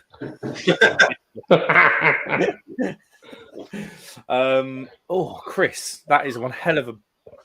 Any recommendations for a brewery that makes a good wild yeast smash saison? I want to say Burning Sky, but a smash single malt, single hop saison. I don't know anybody. That is well niche, mate. But I'd probably say Burning Sky is probably worth a look. We should dig it out and do it again. Yeah, I don't drink. Chris, do you drink many saisons? Are you into that sort of mixed firm, wild yeast sort of stuff? Or yeah, I do like them, but I wouldn't say I'm into them. I do like them, but it's very, very rare that I buy them. Every now and then, but I'm probably talking a couple of times a year, I'll buy one. But yeah, I like them, but yeah, I just don't go looking for them. If they crop up somewhere and I see it, I'll buy it. But yeah, they're an interesting beer. Yeah, I just don't think I'm there. I've said this a few times now on my channel. I just don't think I'm there on my beer journey yet. Do you know what I mean? I think that's quite niche. Although I've got a YouTube channel, I'm not an expert. I'm still learning. This doesn't make me an expert because I review beer on YouTube. That's for sure. But I'm just not there. I'm just not there on my beer journey yet. And no, that's fair enough, isn't it? Equally, I've had a few that I haven't really I really haven't liked from good brewers like Duration and Verdun. Yeah. You know, I've had some mixed firm, wild firm stuff from those guys. And it's been. I mean, honestly, there's going to be beers you just don't enjoy. Yeah, that's just life. I mean, there's no way you can't force yourself to like something. I mean, I like some saisons, but flipping it, Logjam was just way out of my remit. But then Mike liked it. Steve would drink it. I liked it. Yeah, like people loved it, but for me it was too much. And we did that Brute IPA, and actually, if I had it first and on its own, I was all right. But if I had any other beer and then had it was to me too much. High roller? Yeah, me and Chris had it, and we didn't enjoy it, did we, Chris, at the brewery? No, we didn't enjoy it. But then I had it after, and it was the first beer that I had, and I absolutely loved it. It's funny. So it's just, I don't know. There's a couple of beers that I can. You can't like everything. No, you can't. It's impossible. Do you boys remember having those first couple of beers where you thought beer doesn't have to be Foster's? Yeah. I mean, I was a lager lout, so yeah, I used to drink Foster. Yeah, like you know what it was like, Chris. If I still am. It was a Foster's top. Do you know what I mean? And one of the beers that I remember where I was like, hold on, beer doesn't have to be Carling or Foster's, was a beer called Curious Brew. Now, Curious Brew have been in the news recently because they've acquired a lot of the intellectual property from Wild Beer Company. But Curious Brew produced something called Curious Brewery produced Curious Brew. It was their original beer. It was one of their one and only beer they did for a long time. And they're an arm of They're an arm of a vineyard that shot to fame because the vineyard put their sparkling wine was the table sparkling wine at Will and Kate's wedding. Yeah. So you can imagine their social media was everywhere. I can't remember the name of it. It's in Tenterden. I used to go to school in Tenterden. Anyway, that Curious Brew was an IPA, 5.4% or something, fermented with champagne yeast. I love it. And you can get it in bottles now, everywhere now. It's everywhere. But it was one of those. That was one of the. That was probably the first strong beer that I had, like 5% plus, where I was like, "Wow, the flavors in this are just mind blowing." In terms of breweries that make brut IPAs, I think Curious Brewing are the best at it. I think their brut IPA is spectacular. Absolutely love it. They were doing it. Wow. Years ago. Doing it 9 years ago. Yeah, it's amazing.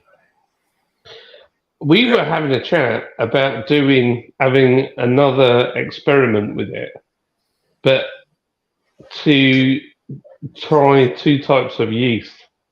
So use the champagne yeast, but then add lager yeast as well. So what we could do is crash cool it, and then lager it out at the end. Because actually champagne yeast will do that. But it's just, we've never done it before. We thought, it might be quite a good try. But the problem we've got at the moment is just every tank is full constantly. It's a good problem, mate. It is. I need a couple more tanks, really. But we were even saying this week, we were like, we're going to need a bigger place if this carries on. Well, I was saying to you the other day, John, wasn't I? And you were like, what? You were like, what? I said, what are you doing, John? Because I think you were like Manchester or somewhere, and you were like, I'm delivering beer. And I was like, John, I was like, your business, to be fair, Lord, people don't want me saying, like, Lords has exploded essentially over the past couple of months, hasn't it? And I said to you, I was like, you need to employ someone to deliver your beer because your business needs running. Your business needs you in that office. I think was your brother-in-law now going to drive the van and deliver the beer out or something? No, we put an advert out in the end. So we've got we're still trying to work out who to do it, but yeah, it's we've had about 60 applicants for drivers part-time. Wow. So and we're kind of keen as well to get another veteran on board. So, that's been something we've looked at. But there's the problem is a lot of people, because it's like, a couple of days a week maybe, and it might expand to more. The issue is a lot of people want to do it as a sort of on the side thing, or they're kind of semi-retired. And then we're like, I've been doing the deliveries and already my arms and shoulders are like, because you just it's so much weight you're moving in a day. Right, you're moving a ton of beer into a van, but you're then lifting another ton of beer out of a van. Then you're carrying it into a pub. And some pubs, there's one I delivered to the other day, flipping Nora. I had to go down 2 flights of stairs carrying casks because the lift didn't work. And that pub took 6. Yeah. What's a 50-litre steel keg? That's got to be approaching 45 kilo. No. Well, it's a litre. What's it? What is it now? So they're 9 gallon, aren't they? So 70 pints. Yeah. So sorry, no, you're right. Yeah, they're about. I think it's 52 kilos off the top of my head with the aluminium. That's a lot of weight. Yeah, that is a lot of weight. So you've got to pick it up. I pulled a tendon in that finger as well. My dainty office hands don't like it. Your main mixing finger. Mixing finger. Yeah, that's it. It's my mixing finger. And it went black. The end of my finger went black. Still hurts. But you literally pick it up and you're like walking with it. And I'm like, and you've got to engage your core, otherwise your back hurts. So you're kind of holding your breath. You're lifting it. You're like, and then going downstairs. Oh my gosh! At the end of that, I sat in the van, started it up, turned the aircon on full, Like a spaniel. Oh yeah, it was not a good look. I was like, even if a parking warden walks down the corner, I ain't moving for no one. I need to cool down. More information, Chris.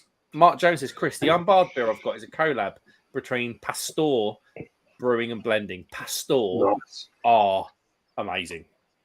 Yeah, that beer sounds incredible. I need that in my life. I've not tried it. Pasteur. I like unbarred. I've had unbarred beers and I've enjoyed them. I've never picked one up and gone, oh, I don't really like this. If people want to do, I mean, over here, you've got Pasteur and you've got Little Earth Project.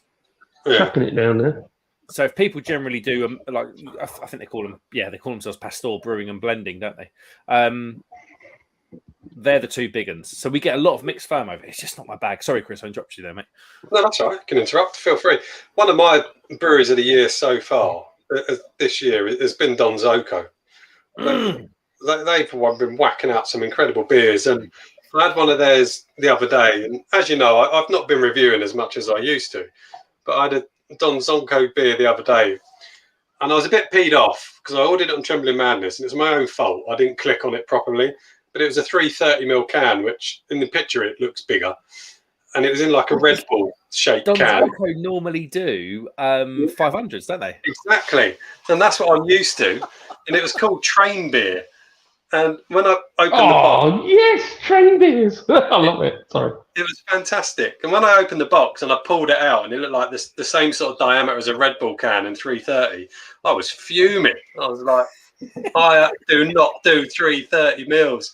And yeah, it was called Train Beer. And I think I get why it's called Train Beer. It's an easy can to have on a train, isn't it? And it was called an East Coast IPA. And it was banging. It was absolutely superb. I've only ever had lagers from Don Zoco. I know they're a really lager prominent brewery, but yeah, I bet that was. I discovered then what? Oh, it must have been maybe 2.5 years ago, and I bought some from Hip Hop Beer Shop, which has sadly gone now, and I think I paid £7 for it, and it was in a purple can, and I was like, blimey, and it was a Vienna lager, and I thought, gosh. It was a big can. I love a Vienna lager. Oh my gosh. I was utterly blown away. And I went back and I bought some more. And I've got to say, when it comes to lagering and making like a styles, Vienna lager is quite specific as well. Mm. Oh my gosh. And ever since then, if I ever see anything Don Zoco and I'm out, I'll always have it. I'll just like, I'm a proper fanboy for them, to be totally honest. Really good.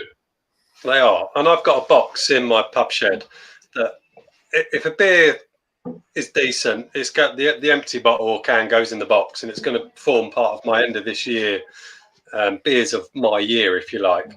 And Don Zonco's in there. It was this one. They're smoked hells. I've had their Northern Hells. Oh, that was smoked hells on Don Zonco. That was incredible. And yeah, then I had that Train Beer the other day. They just bang on Don Zonco. I just think they're incredible, and they're definitely likely to be my brewery of the year this year. I'll tell you what, they're Scottish, aren't they? They're Scottish. They're in Edinburgh, aren't they? Yeah. When Crummy was on his last trip up to Scotland, and he was at Glen Spean, and he filmed that brewing video, didn't he? When he brewed the beer with them, I said to him, I was like, "Can you get me some of the?" I said, "Just get me 6 of the Glen Spean core range," and the water. You take all the other qualities out of that beer. The water instantly makes a beer a 6 or 7 out of 10 before you've even added in the malt quality, the hop quality.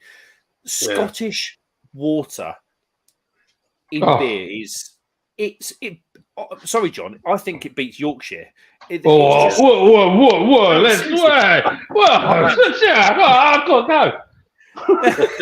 But it's if I think back, I've even had Loch Lomond beers at beer festivals, like the higher end Loch Lomond stuff where they actually care about what they put in the can or the keg. It's been insane. It's like savage. But it's. But I like, they're doing it. I know they got their own money, haven't they? But it's just the water quality is different. It's not creamy water. It's almost just got this crisp, almost It's like just you've a lit purity, rice. isn't it? Oh, purity is the best word. Yeah, I'm terrible with words. Well, it's got to come through a mountain somewhere. Some mountain is 400 filled with years that. old, that water. That's probably ripped through granite and limestone for 400 years to end up in your can or bottle. Well, we've discovered our water is literally where it comes to our brewery is just across on the next hill. The water treatment plant is there, and the reservoir that catches it. So we know it comes literally. It's Pennine water straight from the hill. That's good.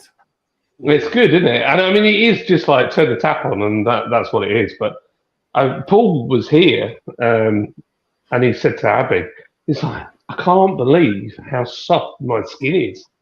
And he said, like, I've just been here for a few days. And he said, you put a little bit of soap in the water when you're having a shower, and it just goes bubbles everywhere because the water's so soft. Hi, Lids. Hi, Lids. Mark and Chris say hello, Lids. Do you want to put your earphones on? How you doing? You can talk. Oh, yeah, I forgot he's got earphones on. You all right? Hi, Lids. You all right? How you getting on? Hiya. Hello. Yeah, I'm good, thank you. How are you? How's the house? I feel like I'm too high up now, aren't I? I'll sit down a minute. It's really good, yeah. It looks Lovely, isn't it? well good. Jonathan sends us loads of pictures. It looks beautiful. Every little thing that he's doing. Every little job he does. Even making YouTube videos. I bet Yeah, the it's kids are really loving nice. it, aren't they? I bet the kids Oh, love yeah. it. And, yeah, Yeah, that's what they it's about. do. Yeah, that's Yeah. so cool. Yeah, because they've all got their own rooms, haven't they, now? Yeah, it's just nice for them to have their own space. And Well, Yeah, it is, yeah. Like I said to John, you've gone from 1 toilet to 3. yeah, that's a massive game changer. Yeah. Yeah. It is a game changer, but Yeah. there's 3 toilets that need cleaning. Yeah, there's that as well. Yeah. And I'm trying to men get the aren't kids there. I'm trying to get the kids to learn to clean up after themselves and luck. tidy their own bedrooms, but it's not going that well.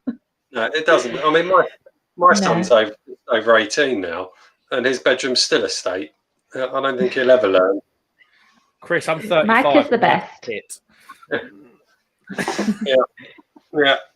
And my daughter, Casey thinks. Casey says, "Why? What's the point in cleaning? Because it's just gonna get dirty again." I'm like, what? So we're just gonna. So I'd have to dust my skating boards. It's just gonna get dusty again. Like, yeah, but you still need to dust them. No. Yeah. It drives me nuts. I like my house to be spotless, but it's impossible. It's just impossible. I used to be like that. I used to chase April around with a Hoover. Yeah. But now we've got since before COVID that was like that. Then after COVID or during COVID we got a long-haired border collie, and he will lay on a freshly hoovered carpet, get up, and you can see his silhouette on the carpet. Yeah. And then you add in a 20-month-old daughter, and then, I mean, to be fair, half our house is made out of quavers now because there's just crumbled quavers everywhere. I've given up. I've given up, honestly. Yeah. Kids do that to you. I'm not as bad as I used to be. The only room that I now has to have immaculate all the time is the kitchen. Everywhere else, mind a bit of mess, but my kitchen has got to be immaculate. If it's not, I do get the hump. Yeah. I'm with you. I'm with you. So, yeah, Kitchens you have to let go. You have to let go of a lot of things, didn't you, when you have kids? Oh, you do have to let go, and you have to accept it that you can't control it all the time. But yeah, the kitchen, and like you say, Lids, the bathrooms, as long as they're clean, I'm happy with that. I can live with the rest of the mess. It's true. Yeah, it is true. Because I spend most of my time in the kitchen because I'm always cooking. I do the majority of the cooking. So if I've got to be the one that's in there the most, everyone else has got to look after it and help me out. I like that. I might have to use that. I'm the one that does most cooking in my house. So yeah. That works for me. Right, John's back. Good to see you. See you later. Bye. Right, I'm going to quickly get some comments. Chris says, hold on, I'll be back in a minute. What? Mark What's says, wrong my with it? jam got logged It's years ago. No. Oh, Chris, I'm going to come back to this question after I've done the comments. Beer of the year. Someone remember that I've got to come back to this so far. Beer of the year. Mark Jones says, I'm a lorry driver. He says, welcome to my world, John. Used to load 3.8 ton, then 5 to 6 drops manually, taking it off every day. You're a savage man. Brutal. Chris says, if I get kegs of log jam and Sunset Cocoa, I'll do the job for you, John. Are you a fan of Sunset Cocoa, Chris? I love it. That would make one of you. Crupton says, Mummy. Lydia, I don't think John will ever learn. Mark says, wow, Chris just tasted this unbarred beer, slightly sweet with a bit of sour, very refreshing. Oh my God. I've got to get that beer. I've got to get it. It sounded amazing. Then you said caramelized limes, and I was going weaker than these. You'd love it. Captain says, Mummy, why are your hands so soft? Because I'm 15. Oh my God. Captain, give up with. Chris, how would you react to a pube on the plate in the kitchen? No one's got pubes in my house. Chris, I've seen it. Chris's nutsack is as hairless as his head. Yeah, don't do pubes. No one. I can't have pubes in the house. You don't know which way up it is after time. So, chaps, to go back to this, we are 6 months, just over 6 months into the year. Beer of the year so far. Oh, what! I find that quite easy. It's going to be in my box. It's going to be in my box of goodness. That's what I'm looking at back here. Oh, Really? And I've got it. I've got it in my hand. I honestly don't know. All I've done, I've been so busy. I haven't really gone and tried a bunch of stuff. Mine is that a black West Coast IPA from Elusive Brewing, Midnight Oregon Trail, black West Coast IPA. That was outstanding, absolutely outstanding. It's been a bit of a weird year for beer for me because I've been quite safe with all my lagers, and I'm into my comfortable little zone now. Do you know what I mean? Yeah. I'm literally going to have to go on my YouTube page and have a look at the beers I've reviewed because it would have gone onto there. John, yours? I have to say, I just haven't really tried much beer this year. And when I have, well, it's difficult as a brewer because got it. I'll tell you one beer I really stands out for me that I enjoyed the most has to be when you and Crummy came up. You gave me that coconut bounty stout thing that reminded me of Timothy shampoo. The Blue Monkey Coconut Mild. I really enjoyed that. I'd have that again if I saw it again. I love coconut though. That for me was really, really good. And then that other one you gave me that we hadn't opened, that Adnams. This is mine. That Adnams was like this one. I just, oh my gosh, unbelievable! I wish I could make a beer like that. It's just mind blowing. I couldn't ever see an Adnams beer ever being in my beer of the years. Oh mate, honestly, this beer, Chris, was another level. Unbelievable. What one was it? It was a beer that they specially brew for the 150th year. So just for everybody everybody that's on the chat, there were how many bottles of this made? It was so they started. Adnams Brewery started in 1872. So there were 1,872 bottles of this made, and each bottle got its own can wrap. So all of those pictures, all of those little slips of picture, make up the 150 are different pump clips, memories, photos. So in each bottle got its own label, bespoke. So they'd obviously quite special. But to describe the beer, so Adnams always do like style, malts, and all the rest of it. It was style, a wine barrel aged beer, so it didn't really give much of a clue. No. The hops used were Mosaic. Nice. And malts were pale ale. So technically, it was like a Mosaic pale ale, really. It didn't tell you anything. It tasted nothing like that. It was mental. The additions were coriander seeds and orange peel and black currants, and it was 11%. And this bottle was about £8 or £9 for a 330. But for me, that's like local brewing. Yeah. I'm gonna be realistically, if that was last year 150, I'm gonna be 80 odd by the time they release another special edition like this. Yeah. For their 200th. It was way better than anything I've ever had from that brewery. It was almost like someone like, these proper serious kind of out there breweries like Pastor, Little Earth Project, even Yonder in that bracket as well. It was like they'd brewed it and put an Adam's label on it. Like, insane. Nice. So, yeah, so far is that. Yeah, I'd probably have to say the same. It was just, mind-blowing.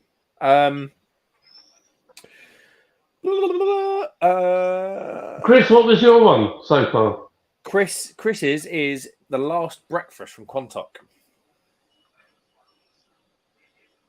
They are good. Quantock Brewery are. Yeah, they're all right.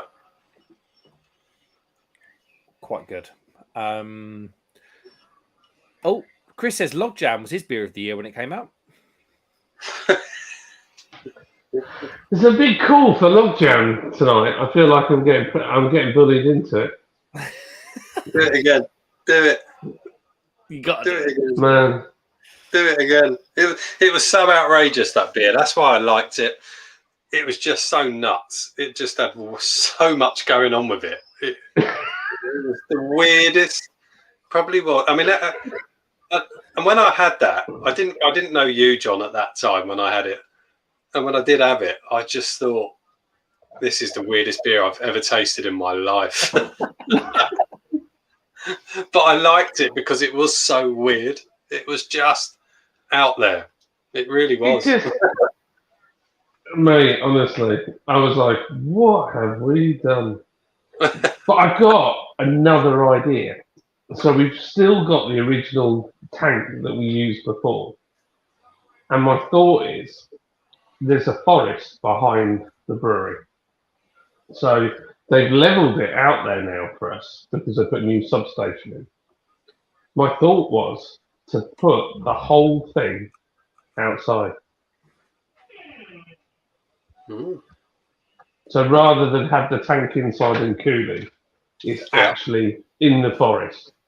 Wow.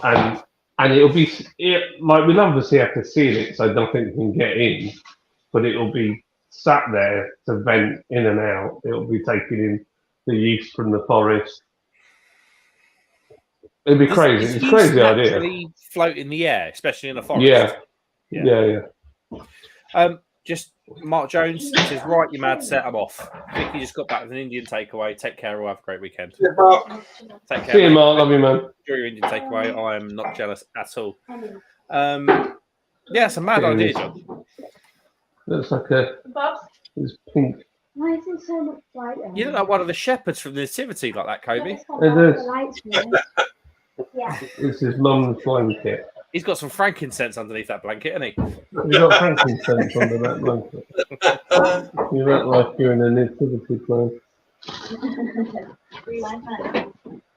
And the young shepherd Kobe came up with some frankincense for the baby Jesus. And he said, "Gonna fax?" And Kobe said, "I'll knock your head off because I do jiu-jitsu." Fuck on the bomb.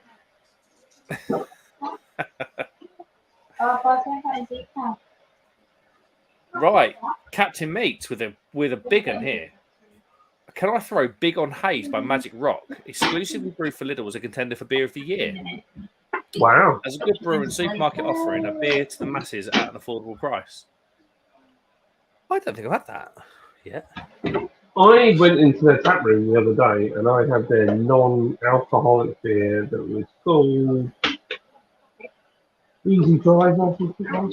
And it was fantastic. Since they've been bought out, the beer has gone from terrible to really good. And I think I wouldn't surprise me if they threw that beer out there as a lost leader to put their name back out there, because the beer is on point. I got told some of the stuff that Lion did to them.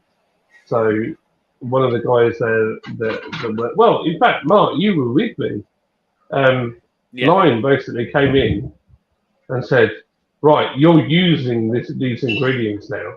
They're like, yeah, but that's not in this beer. They're like, yeah, but we don't pay much for this, and that's what you're going to be using now. Like, yeah, but that'll make a terrible beer. Well, they won't know, so that's what you're doing then. And it just made the beer terrible. It was quite an interesting conversation with the Magic Rock rep, and we won't mention their name or whatever else, but it was a conversation that can be summed up basically by saying, when Lion came in, they chopped the legs off of us. Yeah. And basically now the buyouts happened, the shackles are off. Yeah.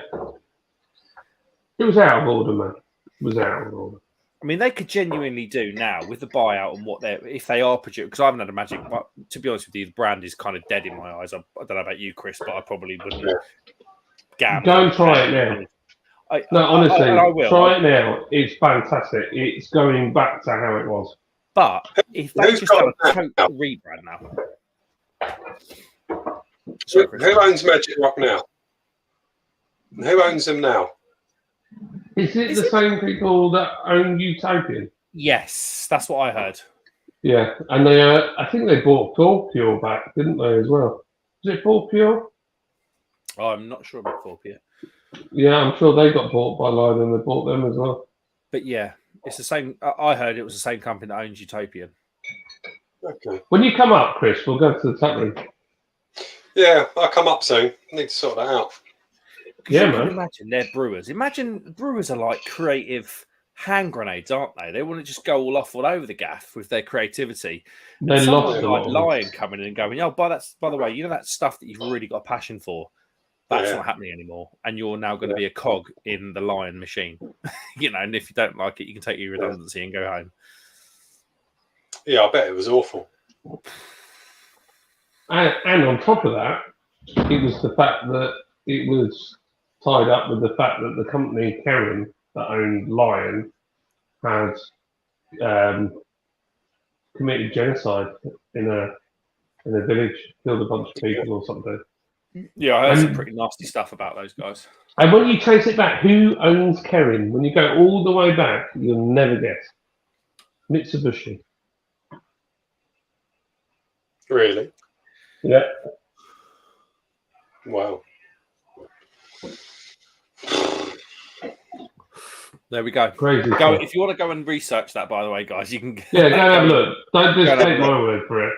Go and have a look, because I might have got it wrong. It's quite a loaded thing, that sort of side of things, isn't it? Chris says, my live review of Logjam was bonkers. I remember that. Oh, Chris, I like this. I bet it was. Mark Jones says, before I go, I had a couple of beers from Loch Lomond Brewery yesterday from Lidl. One a stout, one an IPA, and both spot on. It's good to hear, because I used to get excited for the Lidl and Aldi beer festivals, because their day-to-day stuff, you kind of like, I don't know about you, but I just didn't really bother. And when they used to do their beer festival, it was all right. Yeah. You could, if you bought 6 beers, you could, even back in the day, you can guarantee 2 were down the drain. Yeah. But the other 4 were decent. Then that kind of like went to 3 out of 3. Then it went to 4 out of 6. Went to 3. 4 out of 6. Then all of a sudden went down the drain. Do you remember that Donkey Stone? Was it the Donkey Stone IPA that we had? Oh, Donkey Stone was a lot. They've gone, haven't they? Donkey Stone. They went under, didn't they? Yeah, they went. Yeah, their Instagram was quite funny actually in the comments when they, or was it Twitter when they announced it? Yeah, they were way too small a brewery to put in beers in Lidl. Way too small. We couldn't do that. No way. There's a brewery near me. Dreadful. There's a brewery near me, and can I mention its name? I will. I'll mention Redwell Brewery, because I actually really quite like Redwell. Their beers are really good. They got involved with a discount supermarket, and the story that I heard, and fact check this because I could be wrong, it's like second or third hand story, but they nearly went under because their label wrapping machine wrapped all the labels at a funny angle. It was or something was off with the labeling system, and they went out to the discount supermarket. This discount supermarket said, "No, thank you." Wow. And it nearly put them under. Yeah. So it shows you what these small breweries have to do and what they have to risk, literally everything, to get on that shelf. Mm. And like I say, that was Redwell, or what I heard was Redwell. I'm sure it was Redwell. But yeah, stuff will be on the internet. It's but generally, they're really good brewery. It's difficult, and I don't mind saying this. We got absolutely stuffed by 2 canning companies, one of which, and I'm going to say it now because they literally were that bad that they've gone bust, and that was Morrow Brothers in Lancashire, and they canned beers for us, and they turned up, and the labels, if you got the labels wet, the print came off. And a load of them, the labels weren't on, they were all wonky, hanging off the cans. And then we had Mount Helix, they did, and we lost half the batch because they hadn't sealed the lids properly. And the guy that runs it, Liam, never bothered to come and check. We sent him photos. We said, "You've got to refund us for this. We've lost it all." Nothing. We got nothing. Absolutely nothing. And we've held money for them, and they set HSBC on us. They factored their invoice and sent them on us, and we lost a bunch of money on that one. They honestly were absolute chances. And the trade as a whole, the brewing trade is pretty good, but you get these groups from outside of it who see money. They're no different. You spot them a mile off. They're just like in the motor trade. It's majority of chances, and then they come into the trade and they've got this app or they've got this thing or they can your beer for you, and they're flipping useless. They're absolute. And they, when I went there, it was in the middle of summer, and Rudgate Brewery was using them, and they had IBCs of beer sat in the sun outside of the thing. And I said, "Are these not going into cold storage?" "Oh yeah, we're a bit tight for space at the moment. They'll be going in today." And I went and visited them. I think it was 3 days later, and they were still there. No way. And and I was like, I cannot use this place anymore. Anyway, we ditched it. They tried to blame the haulage company for the cans not being sealed, all sorts of stuff. And we ended up going to Cannet, and they are fantastic. We've never had a bit of bother ever with Cannet, ever. Right, and they make canning machines as well. They are spot on. Yeah, it's shocking, isn't it? Unbelievable. It cost us thousands. Yeah, and I sometimes wonder whether Donkey Stone, who are so small, thought going into Lidl might give them a big lift, but I think they just had to drop the quality of what they were doing to fulfil that. I think it was quite a gamble, and it didn't pay off for them. I don't know anyone that enjoyed a Donkey Stone beer that was in Lidl. No one. No. They were all. I just think they were too small. Yeah, they put. I think they did 3 in total that were in Lidl, and they were horrendous. They were just awful. I don't understand how they could have tasted that beer and thought, yeah, that's fine. Let's put that in a supermarket. They were just shocking. It was one of those things, and we talk about. I know we talked about it, and Chris, I know you and me have talked about it particularly. And we talk about sort of like brand assassination with these discount supermarkets, and you see so many sort of like there's so many breweries that go in and out of these discount supermarkets, isn't there? And I was shocked to see, and it popped up on. It must have popped up because it was big news or big interactions on my Instagram. And I was shocked to see that they were like, Donkey Stone, we're shutting. And I was like, oh my God, you were a real brewery. Wow, okay, fair enough. Rather than one of these sort of like brewed by contract jobbies, like the Hop Foundry, for instance. Yeah. And then it said, along with the brewery, we're going to close our tap room. I was like, you had a tap room? Yeah, they did. Yeah. It's like... And like you say, Chris, like, and it goes back to, and if we go back to, there's certain videos on YouTube from Simon and others where they talk about putting that beer in front of the brewer. So when Punk IPA went really downhill, like stick that beer in front of Martin Dickey. Yeah. It's like, do you honestly enjoy this? Like, honestly, like it's almost like you could just sit down in a white room.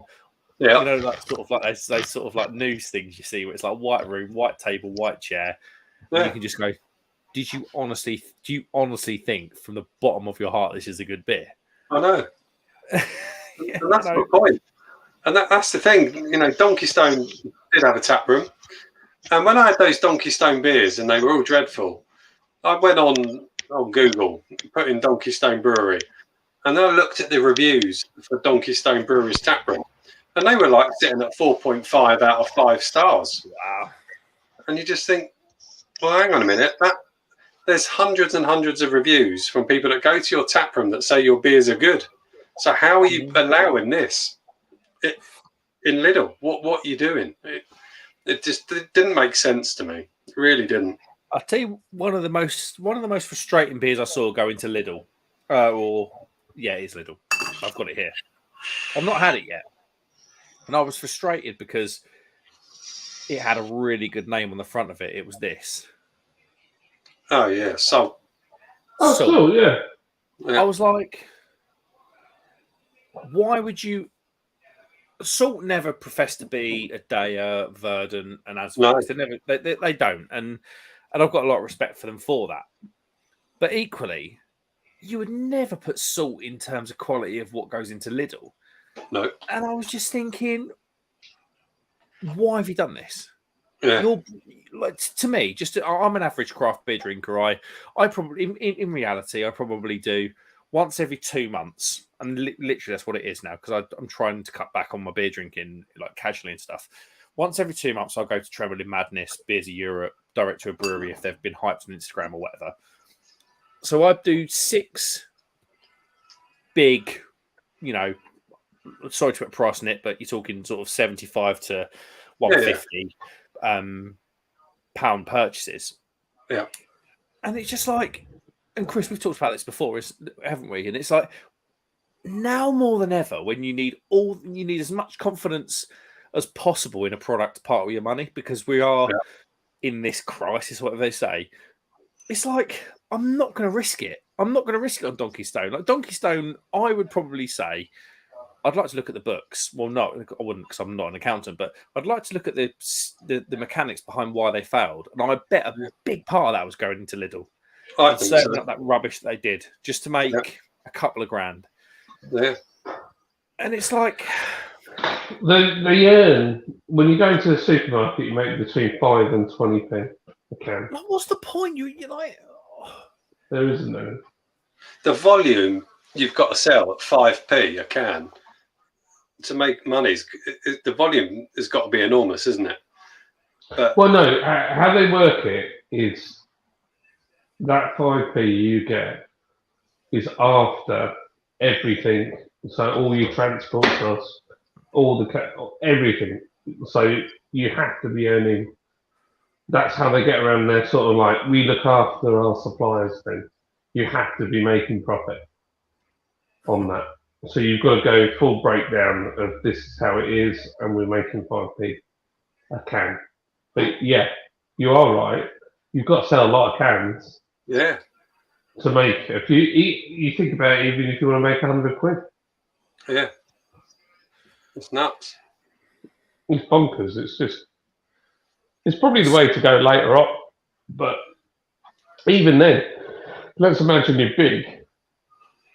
You've got more buying power. But then if suddenly Tesco don't want you to supply beer anymore, and you've got thousands of litres sat there, what do you do? Yeah, exactly. I'll tell you what was clever. I spoke to we'll go back to Quantock Brewery. Chris was in the chat earlier. I think he's gone now, but Quantock Brewery. I spoke to them. I went down to their tap room in about March last year, so a year and a half ago now, and I had a load of their beers in the tap room. I was doing YouTube at the time, but I wasn't. I was only a couple of months in. A couple of months after that, we went to BeerX. I went to chat with Quantock, and that big SSV kit that was on Paul's channel, Chris, I don't know if you saw the video, that big all-in-one brewing kit, that had Quantock labelled on it. So I went and I saw the guys because they've got sort of grass green shirts on. They're very distinctive, Quantock. I said, "Oh, guys, you know, something along the lines of really enjoyed my time at your tap room. Was on holiday, really enjoyed it, loved your beers. How come?" You know, where I actually asked the question. I was like, where the hell are you going to put this? Because it's a massive bit of kit and they only had one of the units. And they said, oh, well, since you were there, we've acquired the unit next door. We've knocked through. And the unit next door is purely going to be the brewing, the brewing location or this kit location. And I said, wow. I said, fair enough. I said, I can't remember what I said. I said, I asked what beers are you going to brew on it? Because it just didn't fit that quite a small brewery like Quantock had a massive, I mean, I think all told it was about 400 grand to buy the kit, infrastructure, house the kit. And they basically said, we've got a Beer 52 contract. All right. They said, we've got this contract. We bought the kit off the back of the contract. Yeah. And by the time the Beer 52 contract ends, that kit will be ours. Yeah. And I was just like, that is incredible business. Like, not that I'm business, but I was like, that is incredible. So you can, you've got, I think it was a 2 or 3 year contract. It wasn't even that long. Right. And I just thought, and then they were like, I probably can't say it because it was said in public. Then at that point, they were like, we'll probably attack the supermarkets after that. Yeah. Fair enough. Or we've got lightning. John, how many brews did Brains Brewery? How many brews did Brains Brewery do on that kit in over a weekend? Oh gosh, it was mental. Like 17 or something. It was something insane. It was unbelievable. They had like a day-night rota, and they'd done 17. It was something like 17. It was unbelievable. 48 hours over a weekend. It was bonkers. I was like, that's a lot of beer. Yeah. It was. You want to see the weather out here? I realised I've got. So Lydia put my earphones on. She went, "It's awful. The sound sounds terrible." But I've got noise cancelling on, so I don't know if you guys can hear it. But we've got. Like, I heard you flush your toilet. Oh, thanks. I took the earphones off. I was going to go for a wee with them on, but I thought you wouldn't appreciate that. But I don't know if you can see out there, but the rain is silting it down. Talking of big breweries, I'm going to go and get a can that's quite interesting. Give us 2 seconds. Man gets struck by lightning doing a live stream on YouTube about beer. Oh, there's proper heavy rain out there. Can you hear the rain? No, all I could see was like a blue sky. That's not. Well, it is still blue, but it is throwing it now. I'll tell you what it is. I'm hoping I'll put that sail up properly, Chris. I do love rain. I love the sound of rain. Absolutely love it. No, if I press this button here, I can hear the rain now. I love it. Well, I do love rain. I love the sound of rain. and we're going away in the camper van tomorrow. And rain on top of the camper van is an incredible sound. I love that. Oh, I can hear that. That's thunder.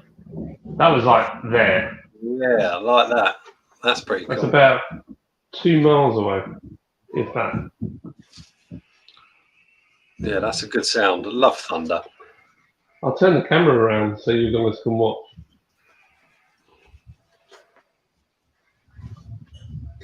And lightning. I love watching lightning as well. Oh, mate, it's amazing, isn't it? Got a cat on the bar.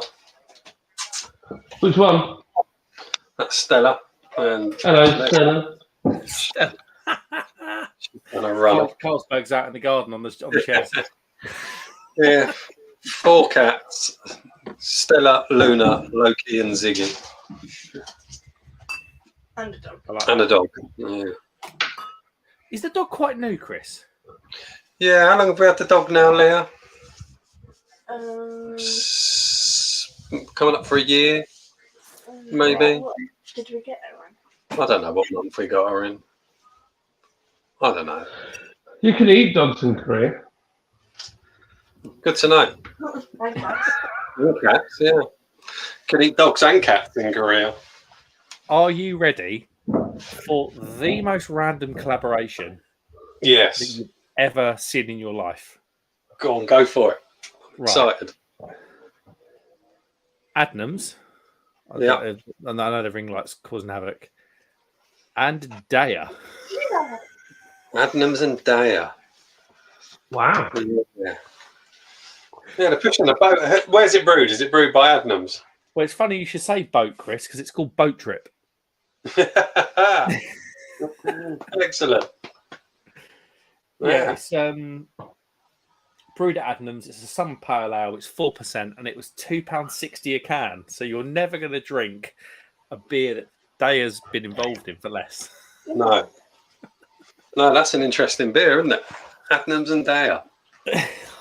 I went in the town where I live. We've got an Adnam shop, and the guy in there, Tom, he's more of a wine guy, but he has to be a bit of a chameleon because they do a lot of beer and like homeware and stuff like that. Yeah. So the mark of, I'm not saying it because I live here, because this was before I knew it had an Adnam shop. Apparently, the mark of a high-end East Anglian town is it has an Adnam shop in there.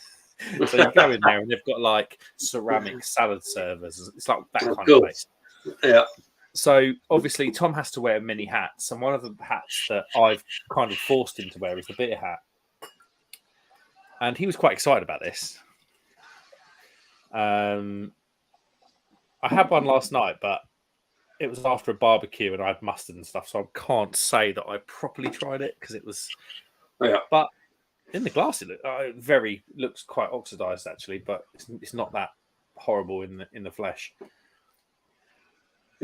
The Adnam shop is incredible, isn't it? The brewery. Oh yeah, It's the one in Southwold is. Yeah, that's the one. It's Chris. You've obviously been. Mm. The town is built around the brewery, in it. Oh, it is. Yeah, absolutely, it is. Yeah, yeah, it's incredible. Look, I think Adnams now own all of the 13 pubs in Southwold. There was one that eluded them for such a long time, and I think they got it now. I was blown away by it because, like you say, you go to Southwold, and Southwold itself is a quaint place.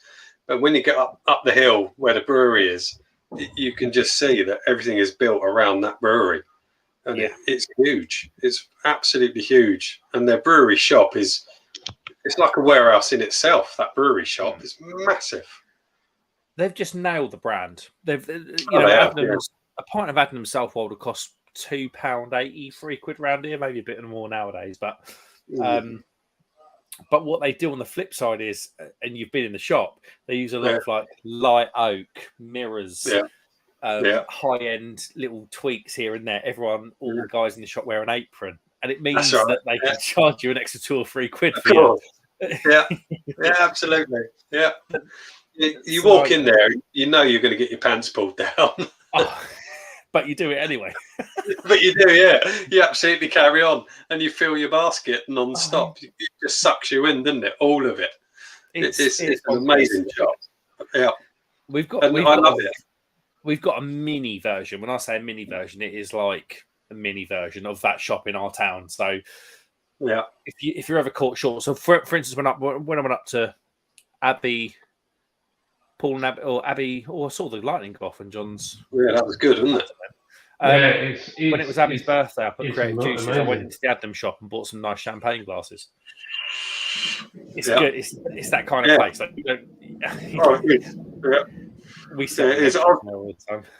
I was blown away by their shop, and I spent an absolute fortune. I was buying tea towels, I was buying bags. I wasn't just buying beer. I was buying glasses. It's quite captivating, and like you're saying, what they're wearing, everything just makes you put things in your basket. Yeah, it's funny. It's a funny thing. Is even their baskets are like, I don't know about your shop, but the baskets in ours are like wicker baskets with Adnam sprayed on. You know, it's good. It's good. Yeah. It's nice to have. It's nice. Yeah, Let's got get some comments. Where are we? Chris says, does this mean that Magic Rock and 4 Pure might start making good beers again? They might. It's all about the ownership. Like, just speaking to that guy at Brew London, he was literally like, everyone's been annoyed for the past 5 years, and now we might stop. It was mental. Like the conversation was crazy. Captain says Donkey Stone is a sad story, like Badco. Yeah, they've gone now. Yeah. Supermarkets killed them. Yeah, but weirdly enough, some of the guys from Badco went to Black Sheep. And then Black Sheep, less. That Lightning is about 20 miles away now, but at one point it was 6. It was 6 miles away. Go on, is it Lightning maps that you're on, John? Yeah. Yeah. It's tracking. I mean, the rain. I think there's another. Yeah, it's moving to the right of us over there. Take care, Chris, mate. You're probably long gone now. Captain's Brewdog show how far breweries can change or forget what they try to do. That is true. Beavertown are awful now. Beavertown are shocking. They really are.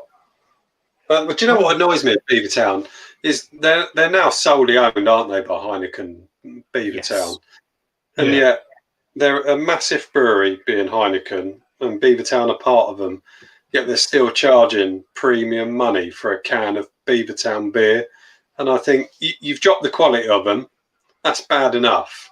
Stop mugging people off by still charging us £3 for a can of something that is so substandard now.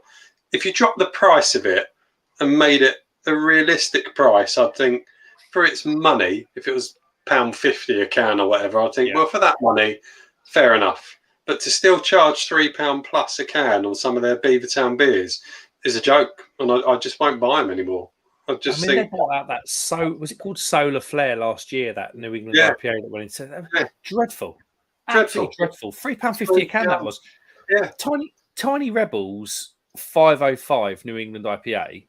Yeah, that is the most expensive supermarket beer you can get in my Morrison's. It's about £4.50 a can. Yeah. And then next to it is all the salt range. Yeah. A couple of really good beers, especially the Southern Hemisphere IPA from Wild Child. That's fantastic. Yeah. Then you've got a couple of the North beers, and you're like, stop mugging people off. Exactly. Yeah, just stop it. Just stop it. Just drop the price, Beavertown, and they'll be okay for what they are. But stop mugging people off. Stop ripping us off. I won't buy them anymore. Just won't do it. I'm with you, Chris. I don't blame you. I'm totally against it.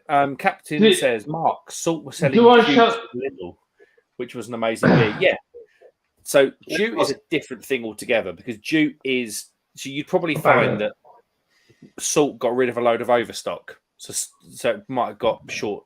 Might have gone not short a date, because obviously they couldn't move it enough in time, but they might have had overstock, or they might have had a lull in a brewing time. So Jute is a good beer. I don't mind Jute. I say it's a good beer. It's an all right beer. But the problem is with Salt is they made that, which I was worried about. It's like a. Should I shut the doors because all my hair is standing on end on my arms? I was wondering where you were gonna go with that halfway through that Yeah. sentence. All my hair is. Yes. My hair is hairy. I'm like Joe Biden. Oh, I love a good storm. Yeah, you can rub my hair on my legs in the pool. Captain says, for me, the It's lovely. supermarket and governments are responsible for what the likes of Stella, Heineken, Bud and Kronenberg to make the stuff that they make these days. Way back then, all of them were so good. I think it's just corporate greed. I don't know how you chaps feel. It is greed. It's greed. I mean, it's government taxes. Yeah, but I feel like the new duty changes is the biggest scam ever. And actually, I think the government are going to realise very quickly. Holy cow, that was close. I'm going to shut these doors. Just give me a second. The lightning's going to come around the corner and get John. Yeah, it was just a little bit close for me. That. I mean, the problem is you've got all these tax brackets, etc., on alcohol duties, but I don't know. I mean, John Smith's is a terrible beer, but apparently John Smith's are going to lower their ABV again. I mean, how low can John Smith go before it becomes alcohol free? It's going to be a mild at this rate. It's ridiculous. You know, Foster's, which is dreadful, have dropped their ABV. John Smith's are going to drop their ABV. It just is nonsense. It's utter nonsense. But it is all about money, isn't it? Yeah, it is. Yeah, well, yeah. I mean, they've done this deal to save a bunch of money, and the government think we're going to get so much more money off small breweries. It's going to be fantastic. Yeah. But what they haven't realised is that the big breweries are just going to lower their ABV, and the government will be getting less tax money. Yeah, that's it. And putting more people out of business as these smaller breweries close, is what we've seen in the past 18 months. The Small Brewery Coalition. Look them up on Google. There isn't a small brewery amongst them. No, but they're all dropping these ABVs.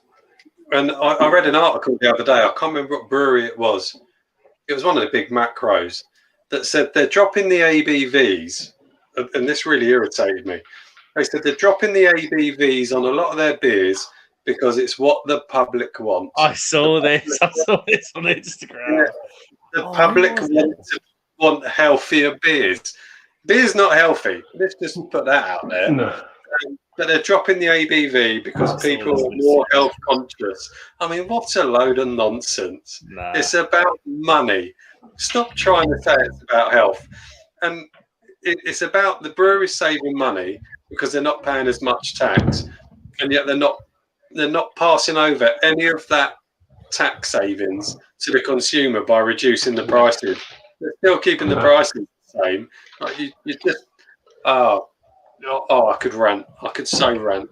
It's a total scam. Of course it is. It's a scam. You know where you just sort of go, ha ha ha, when you read something. I kind of like, I read it. Who was it? Someone like, it was someone like Theakston's Black Sheep. Yeah, it was. Yeah. It was someone like that. It's like, because if I was really trying to be healthy, I'd eat a protein shake, not a Theakston's Best Beer. I would be happy. Yeah. No, you wouldn't walk into a supermarket thinking, I do enjoy my beer, but I'm on a health kick. I'm going to look for a lower percentage ABV. Go down the beer roll. Where's the spinach beer? Kale. I want kale and avocado. Well, kale does rhyme with pale, and they do a pale beer, so I'm going to have that. Thank you very much. Yeah. It's a full-on screw everybody over nonsense. So funny. Of course it is. I personally think what the government's plan is they want to go down the route of like Norway, where the government controls all of the beer, all the alcohol that comes in and out of our country. Yeah. And they want to have full control of it. Scotland tried it with this. They've got this alcohol advertising group, and then they've got the whole. They did the deposit return scheme, which actually I must say I'm disappointed with the craft beer channel, who are very quick. Johnny's very quick to jump on breweries' backs if they make a mistake with their beer, but he kept completely silent about the DRS, like it didn't even exist. And ultimately, it was a mess, and they wasted millions of pounds of taxpayers' money. And all they had to do was just wait until the English government were doing it and do it as a whole, because we have no hard borders. But instead, it was all political waffle, and Lorna Slater and a whole bunch of her cronies made a load of money. Yeah. That's all it was about. It was an interesting. absolute shit show. It'd be interesting to see what company that deposit return scheme the contract went to. Biffa got the contract. You know, that British firm Biffa. Nobody else got the tender. Biffa Bins. Yeah. It's just nonsense. The whole thing is nonsense. And literally, Lorna Slater would sit there in Parliament and read from a script. And you could play bingo with the comments that she was going to use. It was that predictable. And she's a Canadian. And she came out slating the monarchy the other day. And I'm like, you know what? You can go back to Canada if you don't like it here. Fine. Pardon me. Unbelievable. John's still doing his bit for his Canadian family. I love the Canadians, but she's an arsehole. Right. Away from politics. Don't get me started. The biggest mistake Labour was made by Labour in the 90s allowed the distance of supermarkets to be smaller, which allowed for Tesco extras and made them more powerful, which had a big effect on margins. I tell you what, my environment is a bit reverse of this. So the town I live in's got a co-op. But the local joke in our town is every time you walk into the co-op, you spend £20. So you'll go and get some, like I'll say, like them sort of lazy Sundays, and it's like, oh, should we get some nice lunch bits? And my wife will go, I'll go down there. I'll go down the road and get some nice lunch bits. So we'll walk into the co-op down the road, and it's got what the co-op is very good at, and I will defend it for this. It's very good at stocking. You'll have Richmond sausages against Auntie Anne's sausages that are made like 2 miles away. Very good at that. Yeah. But you pay for it. You pay for it. And it's funny because we always say, like, April will go, so I'll literally ask April to go down the road for, it'll be like a French baguette, some ham, some cheese, some pickle, some crisps, a nice drink, a couple of, whatever else. And April will walk in the door and go, do you know how much I spent? And I'll be like, I don't know, 20 quid. She'll go, yes. But then all the while this is happening, the butchers, Spurgeon's butchers that were in my town, they've gone. And the butchers do all the meats. The butchers, people don't know what your local butcher will do. Literally everything on the meat aisle that your supermarket will do, it will be the same price, and the quality will be insane. Yeah. So all the while you've got all these small businesses, family-run businesses, 4th generation businesses now going, the supermarket, what the hell are we going to do? And then now in my town, they want to open a Lidl or an Aldi, one of these discount supermarket places. And I'm looking at my lovely high street in my town. Like, I live in a really nice town. We're really lucky to live where we do. And it's lovely because of the local trade that goes on. Yeah. And I'm looking at these local trade guys, the delicatessen, the 2 or 3 butchers we've got in the town. I'm like, you guys' days are numbered. When someone can go and get that 35-day dry-aged ribeye steak from Lidl for £1.79, and yours are £3. Yeah. Your days are numbered. Yeah. And it's such a shame because it's going to rip the heart out of my town. And you got all the, not being funny, well, I'm not going to mention the group actually. You got a certain group of people that are going, oh, Lidl and Aldi, fantastic. And you're like, it's not. Like, we're racing to the bottom. And every town's going to be like the next one away from it. Every town. Yeah. And it happens in beer as well. Like, and it kind of goes back to the beer thing. Like, it happens with beer as well.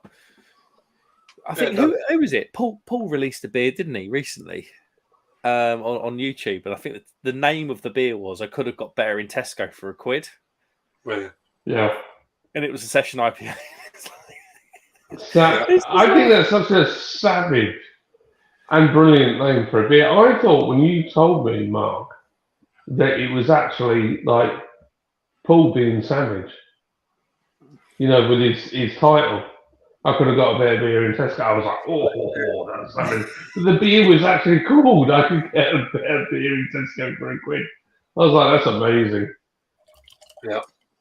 And I genuinely thought there weren't a lot of good things out of COVID. It was a hard time for a lot of people for many different reasons. But if you're really going to sort of like look for that very faint silver lining on a very dark cloud, one of the best things was the local shopping. And we're guilty of it. Like, what I'm going to say, like we used to go to the butcher's every week, and we used to buy. It was called like a £20 value pack, and you get a whole chicken, you get 4 pork chops, 7 sausages, 20 rashers of bacon. It was all for like £20. Yeah. And like we got this butcher in our town. It's like a centre where like the whole carcasses go in, and then they process it and then they have a sales counter, obviously where we buy it from. When we were going during COVID, this is us now, lovely, and we were going to the local greengrocers, and you know what? As soon as COVID ended, what did we do? And this is something I'm conscious about. We just went straight to Tesco. Yeah, everybody did it.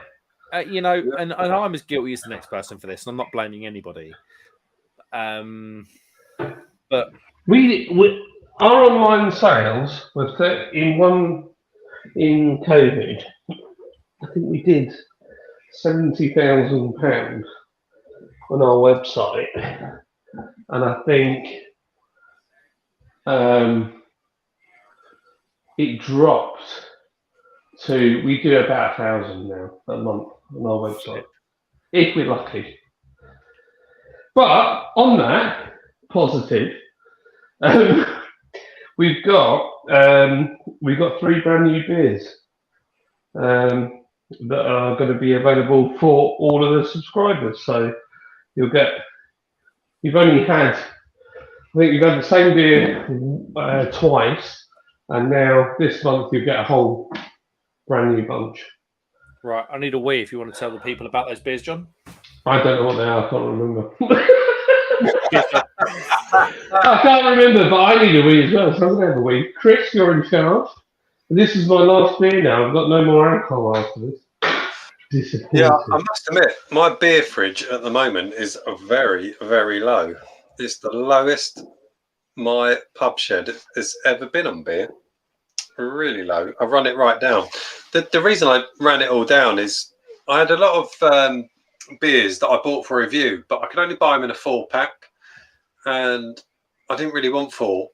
So I've had so many beers sitting under my bar, and I thought, this is a waste of money. I can't throw them away. So I've been drinking. It's also another reason why I haven't been doing many beer reviews, because I'm just trying to use up everything that's under the bar, even if it's beers I don't like.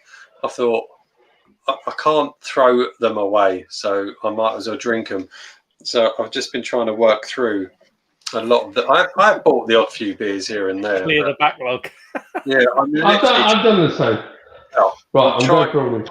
Well, that's what I'm trying to do. I'm just trying to clear it all out, and then start again. I've still been buying beers like that, which is just my go. Yeah, absolutely.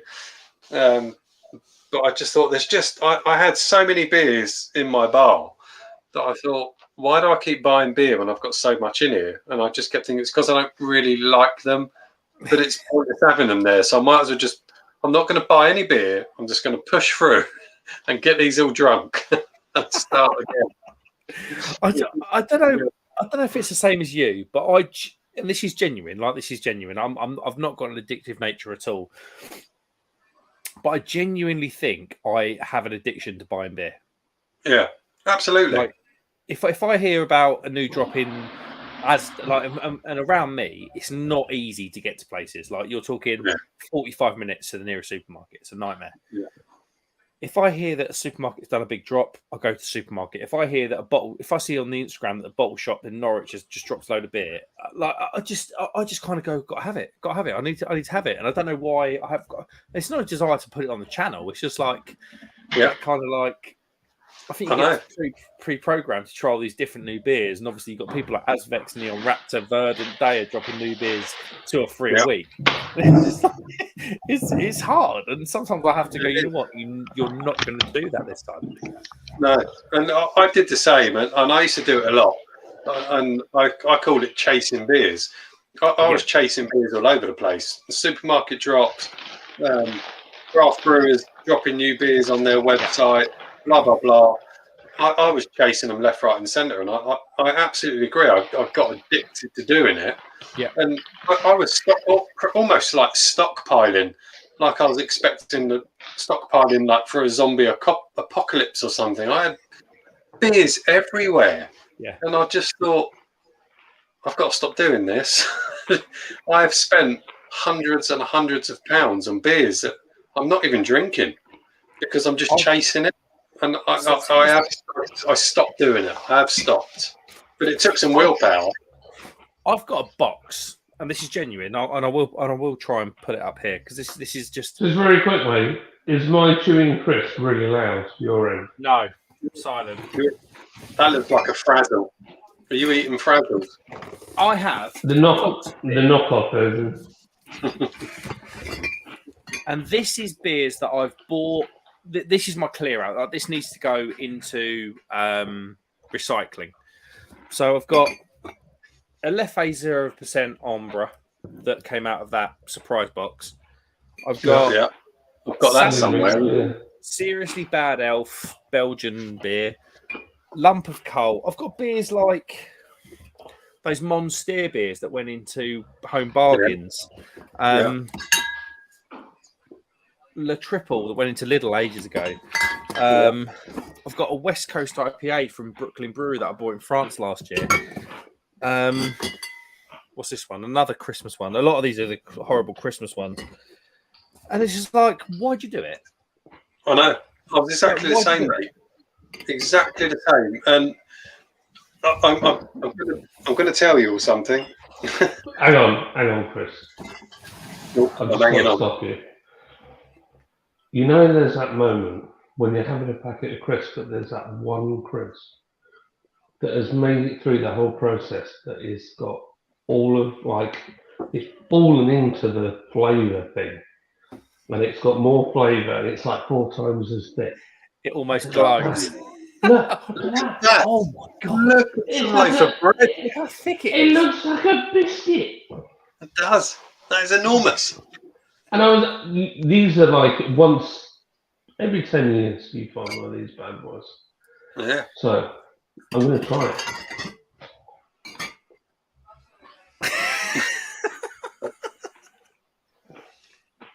Wow, bacon, right?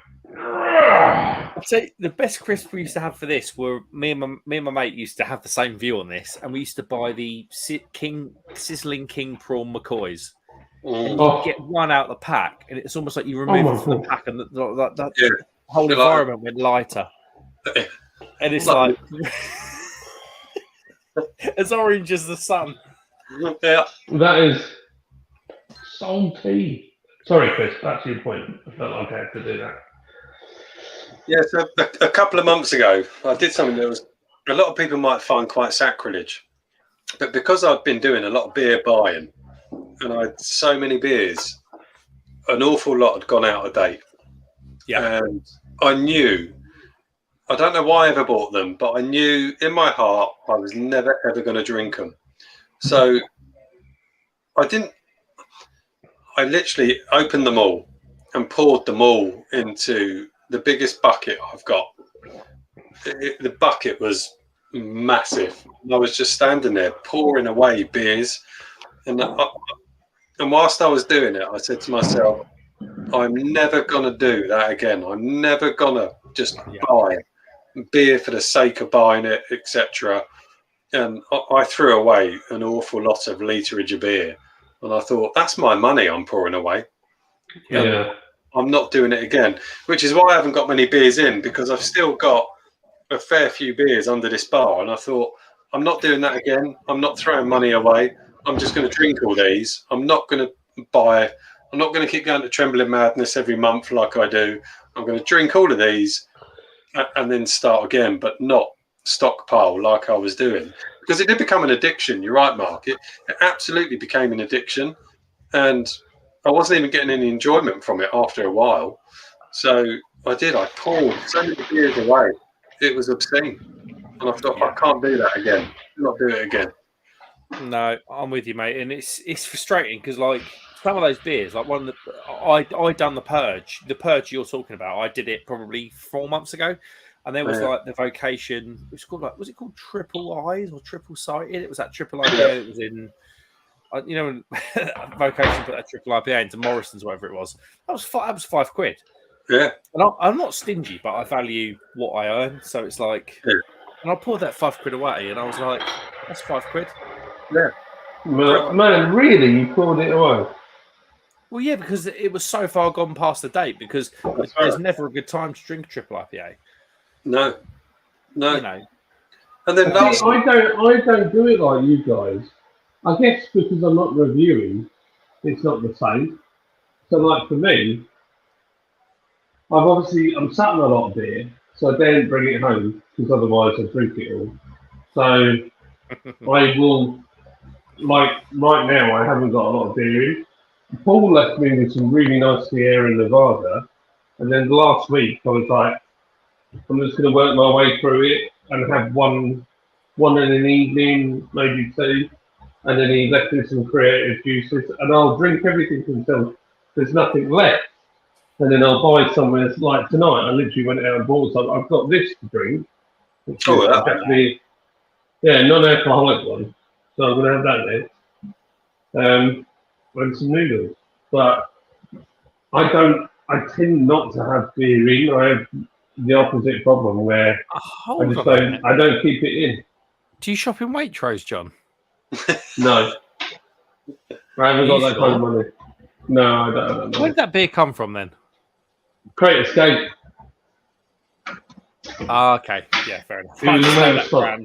It's a Japanese brewery, isn't it? Yeah, it's a Japanese one. It's a ginger and something on a beer. Isn't it? Yeah, but it's quite nice. But there's beers like this. Like these are a classic example.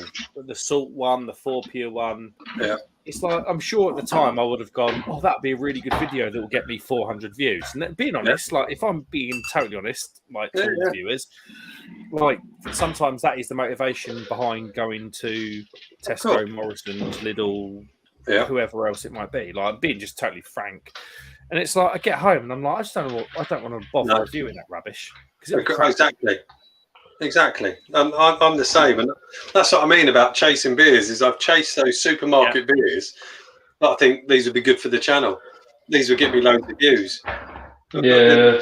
The cold heart of days, that's not what I set my channel up for. Mate, honestly, I could get sucked into it.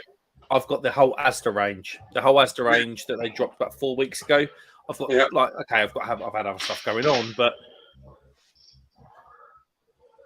it's tough, guys. I mean, I get it. I mean, we've chatted at length, haven't we, about what gets you views, and like ultimately, no one cares if Lord's Brewing Co. or I don't know, Donzoko even do a really good beer, like the best you've ever had.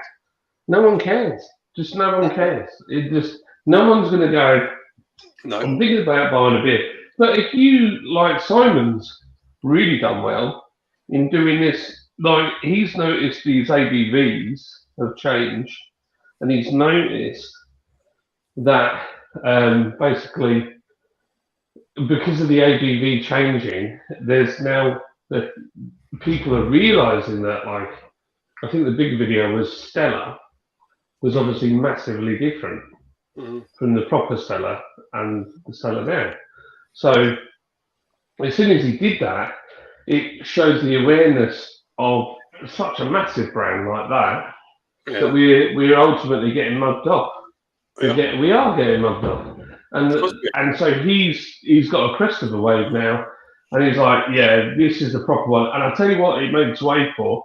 It's companies like Beers of Europe and stuff like that that import.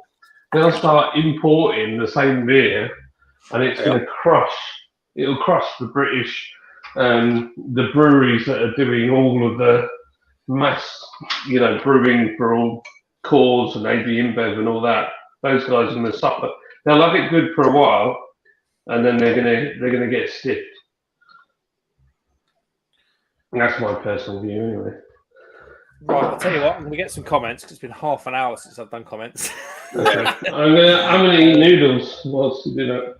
Captain Meat says the most random collaboration he's heard of is RuPaul and 9 Inch Nails. Yeah, that is pretty random. He says, I don't care what anyone says, Ghost Ship and Broadside are good beers. Bottled Broadside and bottled Ghost Ship, I'm with you. Absolutely. Henry says, cheers all, good to see you, mate. Captain Meat says, Chris in your basket. Oh, God. Johnny's talking and seeing an empty chair reminds me of The Exorcist. Captain Meat says, I saw a 4-pack of Beavertown Neck Oil for £8. What? Give it a rest. Walk away, absolutely. Henry says, be right back, just having a Chinese. We probably finished the Chinese and crapped it out by the time I've got around to this. What have you got there, John? It is a bottle opener that's made out of a spark plug. Oh, car friend. Captain says, for me, I drink Coke, full fat Coke. I know it's bad, but I'll tell you what, after the studies about aspartame that have come out over the past 2 weeks, it's probably a wise choice. But it takes a bottle cap off without bending it. So if you're a person that collects bottle caps, this is the bottle opener for you. That is good. I was with you when you bought that bottle opener. You were with me. I bet Halifax. Halifax. Says, the problem with me is petrol cars, smoking and drinking. The tax that the government get from them is trillions, and they won't admit it, but they pretend to care about people and the environment. Oh, petrol cars? Hey, easy. I love petrol cars. Neil Long says, the thing that bugs me with Co-op, they are one of the biggest funders of the Labour Party, but they have closed so many of them in the less deprived areas, the same areas that made the Co-op. I don't know. I genuinely switch off when I hear politics. This is the most boring thing in the world to me. Captain Me says, I used to live in the where we had a butcher, baker, veg shop, fishmonger, and dairy shop. Yes, that's the whole point. Yes. That's the whole point of what I was just saying about my little town that I love. Neil Long says, yes, really sad. Last beer, Alamate, I tell myself I don't need to keep buying beer each week. It's bad, isn't it? Like I went into my local co-op and they had today, because I was caught short because I wanted to do a live, and I went and bought 4 bottles of Franciscana. And I went in and there was a couple of Brewger collabs, one with Northern Monk. And I was like, oh, I'm going to get that. And I was like, no, you don't need to, because you're never going to review it in time. It's going to be boring. Captain Me says, okay, guys, as an Indiana Jones fan, I was this kid. This is the first indie film I've not been to cinema to watch. Has anyone got an opinion on Indiana Jones and the diaper of diarrhea? I've never been a fan of any of that stuff ever. To be fair, mate, I think my daughter released a trailer today. It was an absolute nightmare. About 20 wet wipes it was. Captain Meat says, Neil, you're so right. Living in Bootle, you would... An enormous frazzle with the enthusiasm for a dirty scat man. Okay, lads, what is everyone's favourite beer glass? Oh, my God. I've got over 150 glasses. This is the one that I got with you guys. Vase-like Weissstefan glass, and that is my favourite beer glass. This is my new favourite that I got when I was with Neil and Captain Mints in Liverpool from the ship of Mitre. I really struggle with what's my favourite beer glass, because I've got so many beer glasses. Oh, hello.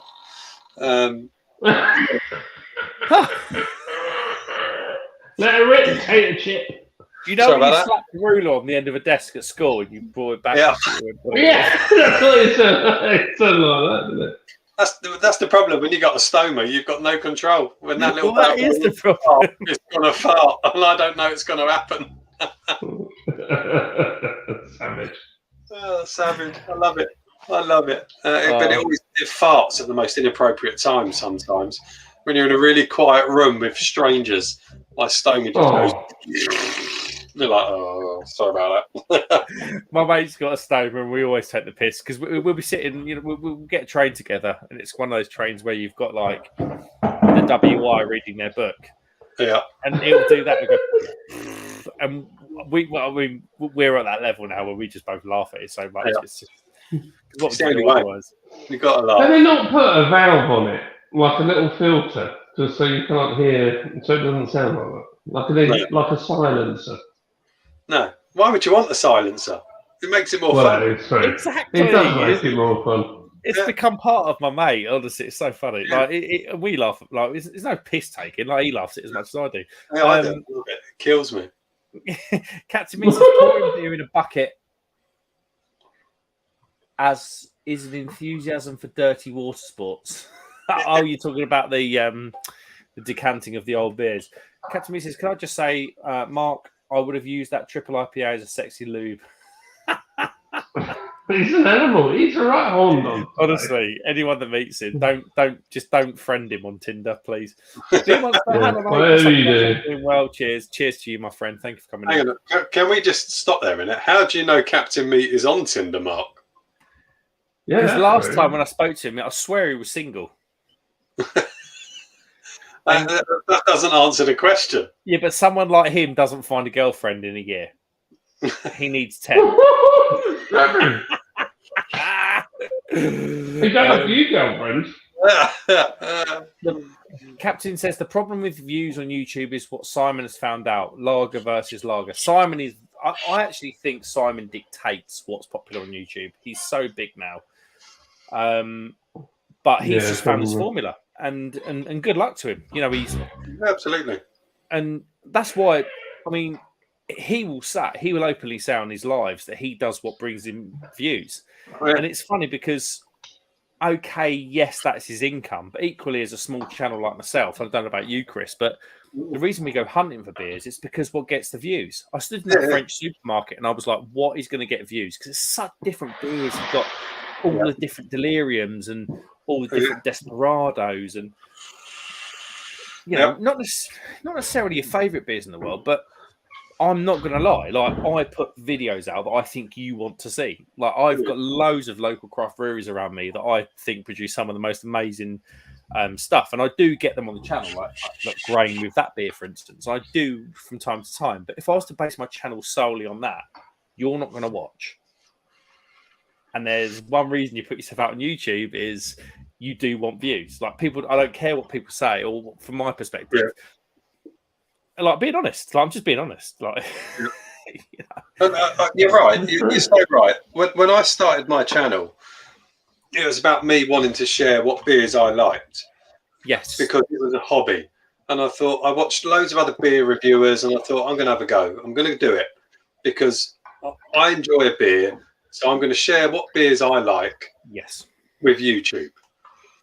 But not when I first started, and at one point did I think about views until you start getting the views and then you chase it. You can't help it. It just sucks you in. And I did the whole chasing new release supermarket beers. So, they'd be great for the channel. I'll get loads of views.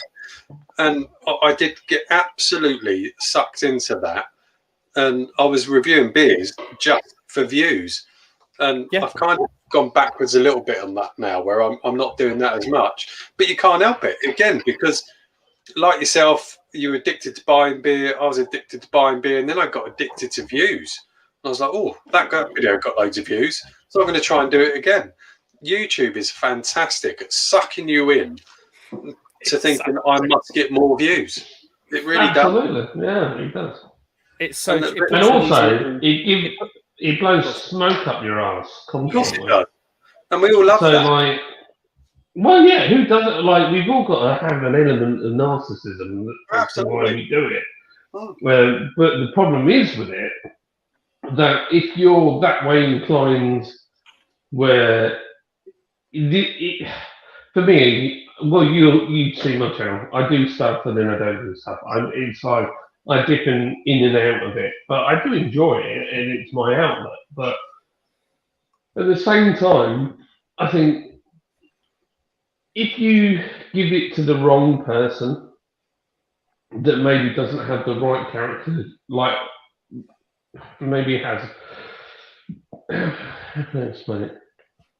Maybe has flaws in their character that maybe they don't know that they've got. Yeah. YouTube is a very dangerous place because it blows smoke up their arse. They think they're bigger than they actually are, and then it gives them a god complex that you just don't need.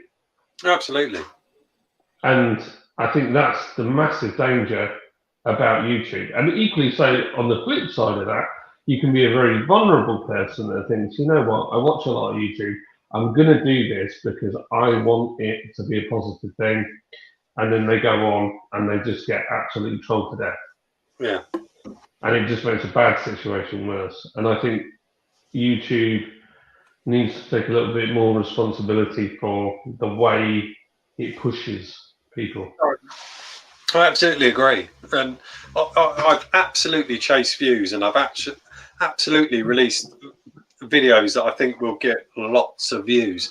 I've absolutely done it, and that wasn't my intention when I first set up the channel, but I've absolutely fallen into that. And when you get lots of views, there's not a single YouTuber that doesn't get a buzz from that. It does give you a buzz, it does give you a hype, but fuck me, is that short term?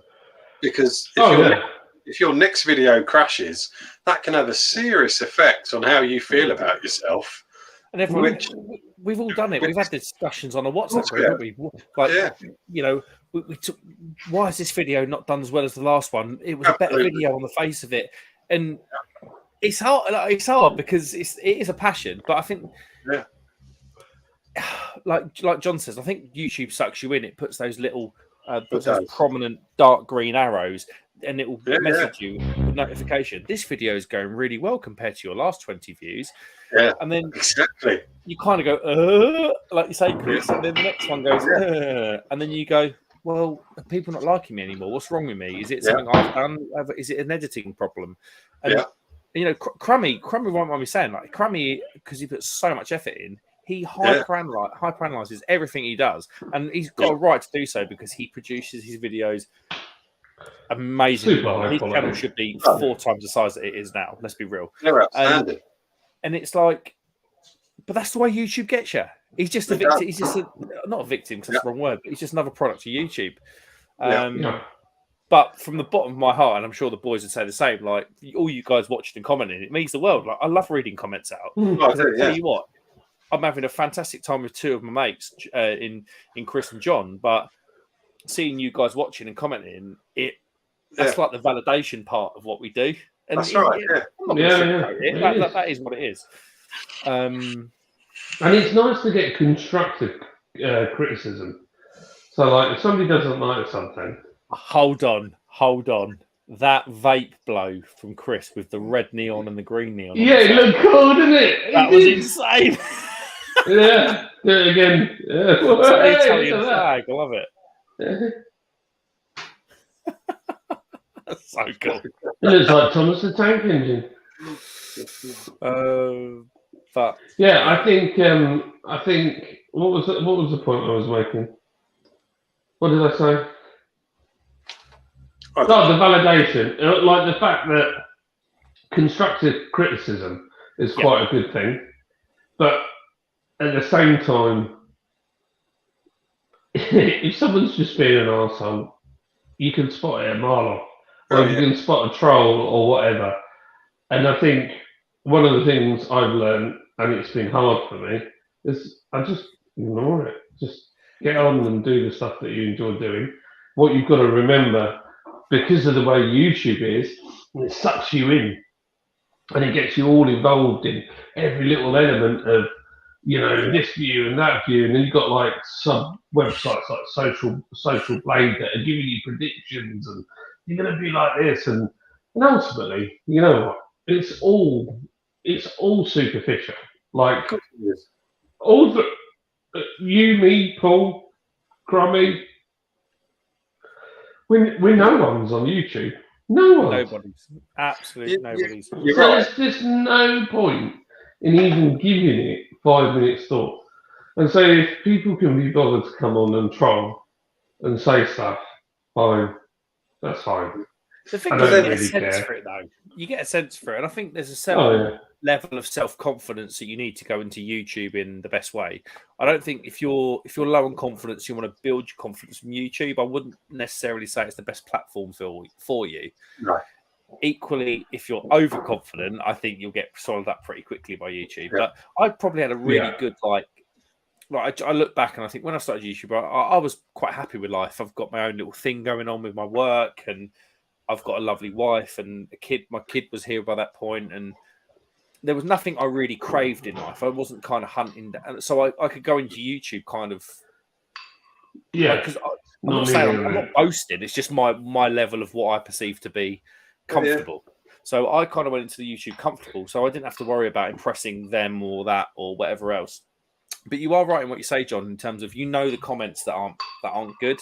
So I get comments on my videos like, Mark, I really didn't agree with you about this. Like that beer that you said was one of the best in the world. I genuinely disliked it, and these are the reasons why. And I will go, wow, quite interesting. And I'll reply. And I'll reply to every comment anyway. But I'll say, I'll like it, and I'll say, it's really interesting to have a different perspective on this beer. Could be personal taste. I mean, I had this beer straight out of the fridge. It probably would have been better room temperature, and try and build a perspective. But some people go, you're an absolute dickhead. Your missus is an X, Y, and Z, and I hope your house burns down. And you're like, right, block. It's quite easy. That's quite easy. But if you're on YouTube to get that validation, you're in the wrong place. Absolutely, I couldn't agree more. Absolutely. But then you've got to question your motives for being on there. Oh, you have. But then look at that. There are positives to being on YouTube. Oh, loads. There's so many. Loads. But the absolute biggest positive for me is I've met Mark, you. I've met John, you. I've met Tom. I've met Paul. And I've found some absolutely quality friends in all of you. And to have Paul, who lives barely 8 minutes down the road from me. That's mad.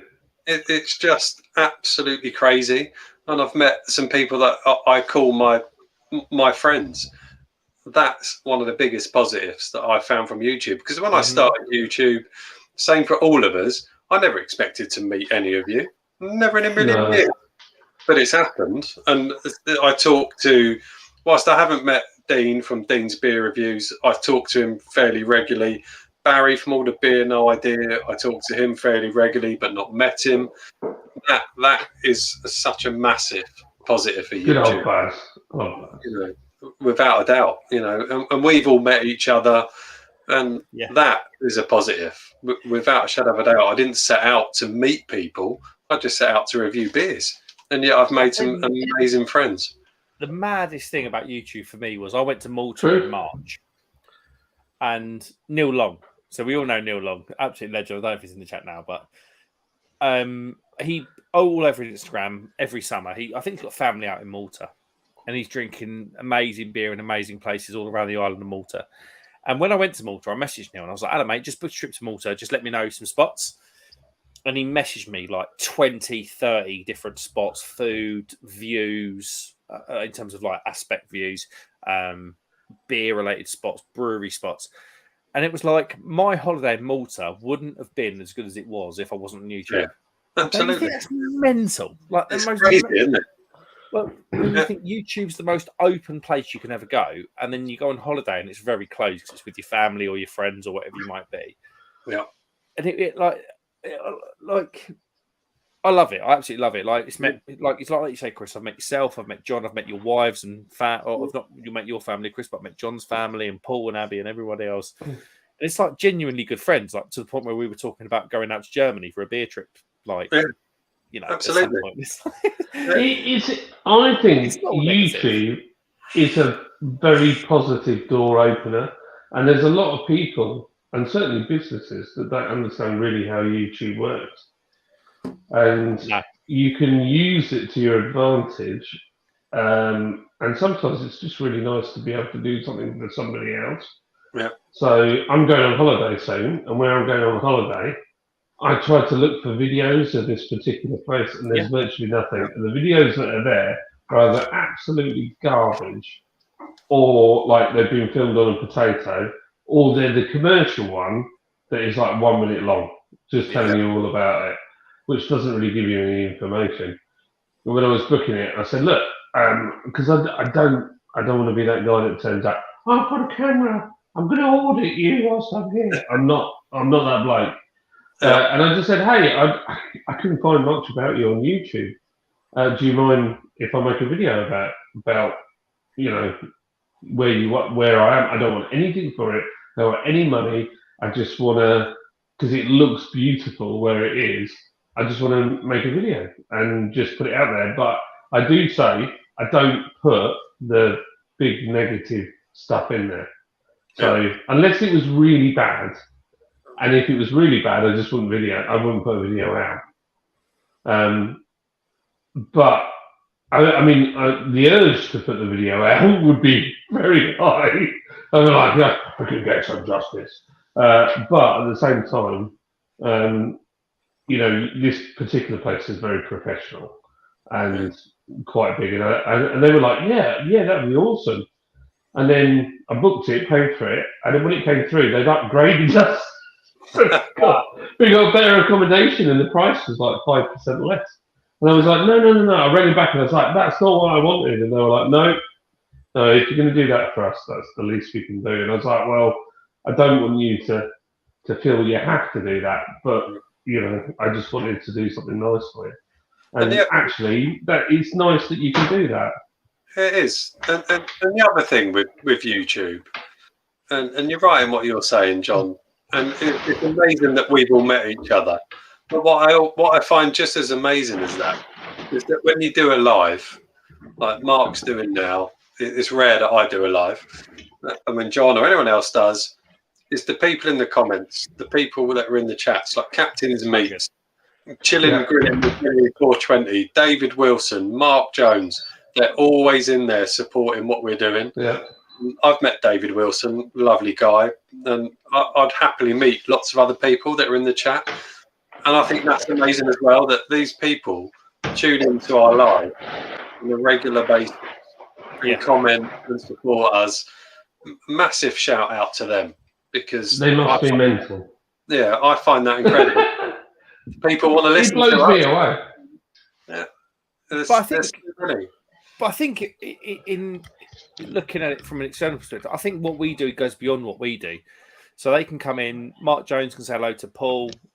Absolutely, can say hello to Neil, and it's and community, such a corny word, because everyone goes, "Oh, my community," and it's like that is true to a certain degree, but the way the word's used, I don't like. But bam, that's what I like.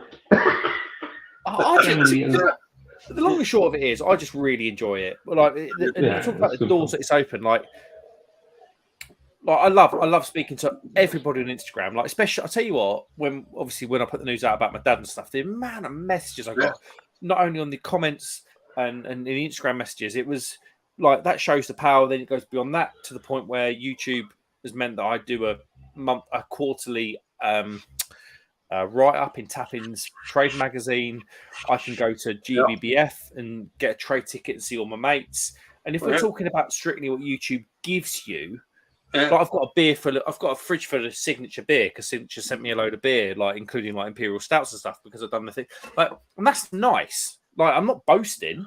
Like, I don't get paid for this, and I don't expect to, because it's a hobby. But it's like you will pick up those little perks. Like, myself and Blue Monkey and Crummy were talking about brewing a beer with John from Lords, going to do a collab, like a mega YouTube collab, and just off the back of Brew London. And it's like, mega, isn't it? Like for me being just a stupid YouTuber in a spare bedroom, and this all looks, I mean, it never looks fancy, but this is literally the corner of a bedroom. It's like the fact that I could like have my name or my logo on the side of a can and go up there and brew it and speak to people. Like, I know, it's cool. I get it. I get it, and I love it. And with my other channel, the things that have come for me from the other channel are incredible. I've worked with a lot of other companies from the other channel. I'm now on the it blows my mind that I'm on the front cover of a magazine because of my other channel, and I'm helping people and I'm supporting people just because of a YouTube channel. It just blows my mind. It really does. And you're doing something far above anything that me and any of the other guys are doing. I'll be honest, we're all self-serving. Like, I'm building my business using YouTube to help out. Mark's doing it because he loves beer. Paul's doing it because he wants a bit of fun, and he's now working for a brewery. You're doing it because you wanted other people not to go through the thing that you went through in the way that you did it, and you wanted to give them hope. And that's a whole different thing. That is like, but it is, you know, it is, and that's amazing. But that's why I did that other channel, was to help thousands of other people, millions of other people, if you like. But it's opened ridiculous amounts of doors. But whilst it's opened lots of doors and has put me on the front cover of a magazine, it's still helping people, which is why I do it. And I never set out for that. I never set out to get what I get from that channel. It was just to help people. But the things and the people I've met and the doors that's opened, it has been incredible. But the sole aim of that, and it's still achieving that, is helping other people. And it blows my mind. It absolutely blows my mind. And yeah, it's crazy. It really is crazy. Yeah, you need to do a live. You need to do a live Q&A on that channel. I should do, really. But that's what I'm saying. And even with Chris's beer reviews, etc., my other channel, that shows the positives of YouTube, and the power of YouTube can be massively positive, without a doubt. YouTube is a tool. It's a tool. It's an outlet. It's a tool. It's and you have to use it for what it's designed to do. If you want if you want a mega take from YouTube, if you want, like, it'll eat you up, and it will eat you up on the front end and the back end as well, because the front end you'll try so hard and you won't achieve, and on the back end you'll just get so frustrated that you'll just quit. But like, you look at like your other channel, and I won't mention. Do you want to mention the channel name? Sydney Stomer.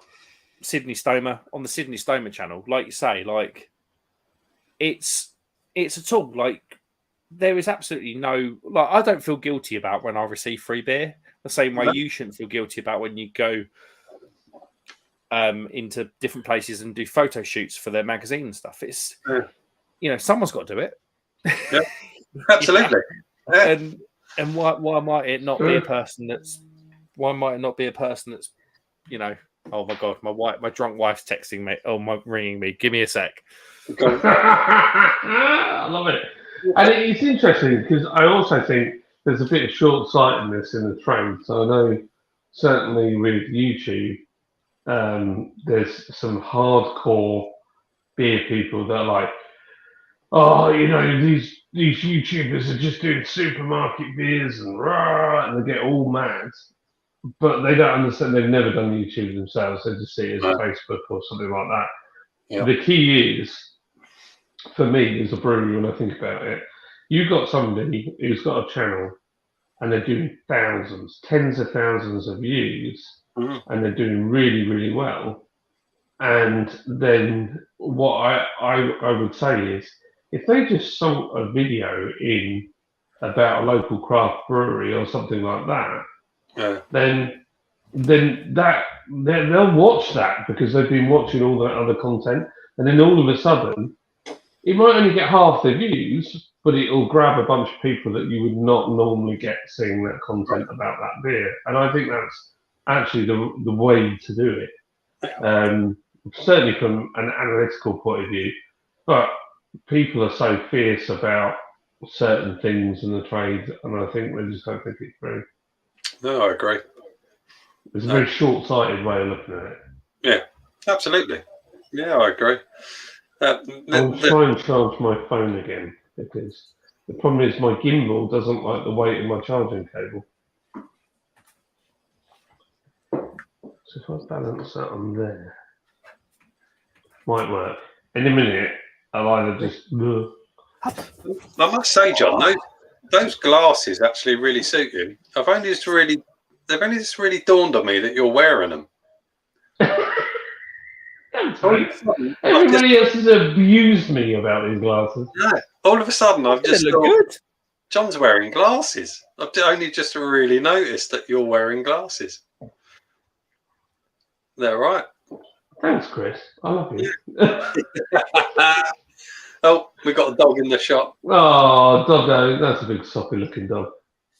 No, she's the one that bites people. Oh,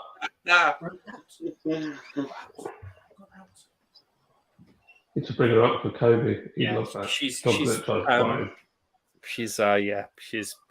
chewed on a lot of things that she shouldn't have done. Shall I just get some comments quickly? Yeah, go for it. Fly through. We're about 2 hours behind. Chris, on the subject of what you were saying, Last Beer says running my beer fridges down and trying to save some money. Yeah. It's true. Mark Jones, John, you just had a storm. Torrential here. Yeah, it's bad, I think. Captain Meat says, John, to be honest, are you jealous of the fact that so many European countries are proud of their beer and we don't? Budvar, Erdinger and Paulaner seem to be some of them. I'll tell you what, that is a big thing, especially when you think of Budvar. Yeah. They are Czech-backed. They're almost like an institution. Yeah. We don't have anything like that. It's just a money thing for the government. They don't give a toss about any of us. Beer I've been lager battles myself and noticed some taste very similar. For example, Moretti tastes very similar to Heineken, and it's brewed by Heineken, just tweaks a bit being mugged off. Yeah, absolutely. It's absolutely. I'll tell you, that's another reason to go to Crate Escape, because they do have the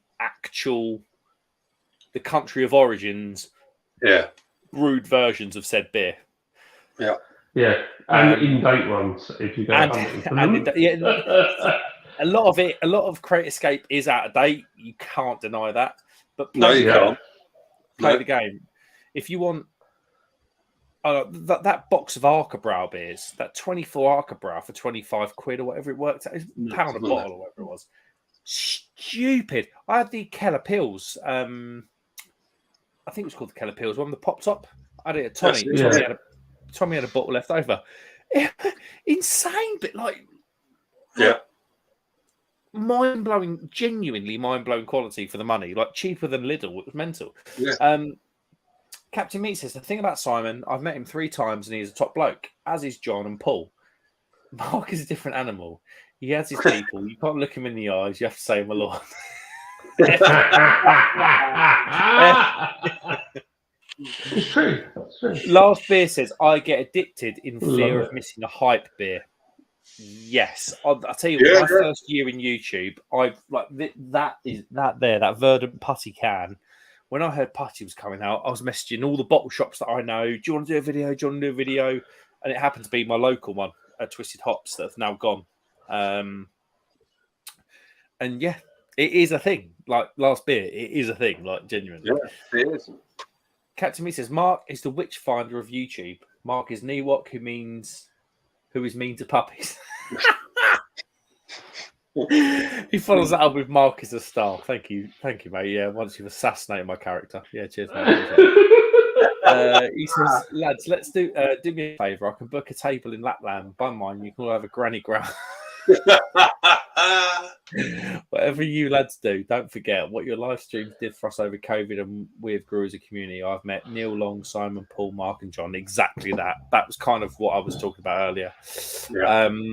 Mark, what you got realised is 2 things. Oh no, Jack Howard. So I'll tell you what. Talking. No way. Yeah, come on, mate. I'll tell you what. I was going to mention you earlier, Jack. If you're still in, mate. When Jack's mum fell down the stairs and she had a massive accident, I messaged Jack. I think he messaged me on Instagram or something. And I messaged Jack and I was like, mate, I hope your mum's okay. And he was like, thank you so much. And then off the back of it, he sent me that goat. So that goat there is Jack Howard's goat. But yeah, when you talk about the power of YouTube and people caring for one another, Probably a bit of an example of that. Captain Me says, number one, if I buy a beer, I check YouTube or I will buy a beer because of you. And if I get a grief from someone, let me know. Henry's back in. Much love, Chris. Says hello to Jack. Great bunch. You're legends. Henry, you're a legend. Like, you are the hype man. Thank you, mate. Real talk, though. No, I appreciate it, mate. Hard to come across in chat. We all agree. Brewing. Chinese wasn't too bad. I must admit, I do prefer Indian. I'm with you. Chinese is, I prefer an Indian. I don't know. You got to be. You have to be in the mood for Chinese, though. Yeah. If you like, what setting does a Chinese fit? Like beers with your mates. That's when I want most Chinese most. If I want to take away from missus and we've had a couple of drinks, that's an Indian, isn't it? There's something a bit sort of antisocial about Chinese. I quite like. I just got to say this. Paul Captain Meats just messaged me. And he says, my comment was blocked. All I said is, I would bang you in them glasses and treat you like a lollipop. I got blocked. He's an animal. Well, you said something equally as close to the bone, mate, because you said, Chris, can I ask where on the cover of Stoma Sexy magazine? I looked fucking well sexy on that cover. You did. You need it to be wiped clean because you're going to get excited. In fact, I can go and get you a copy and show you right now. Oh, and then he says he'll be right back. Right, guys, we're going to close this off at 11 o'clock, I think, because it just seems sensible to do so. I'm going to get up in the morning. Yeah, I'm just finishing the Delirium. I've got a Delirium Hot Amber IPA beer. Boom. Nice. Super. Finishing on a biggie. Absolutely. I'm having water and this Hitachi Yuzu ginger non-ale. Captain says Chinese or Indian, all human flesh tastes nice. That's disgusting.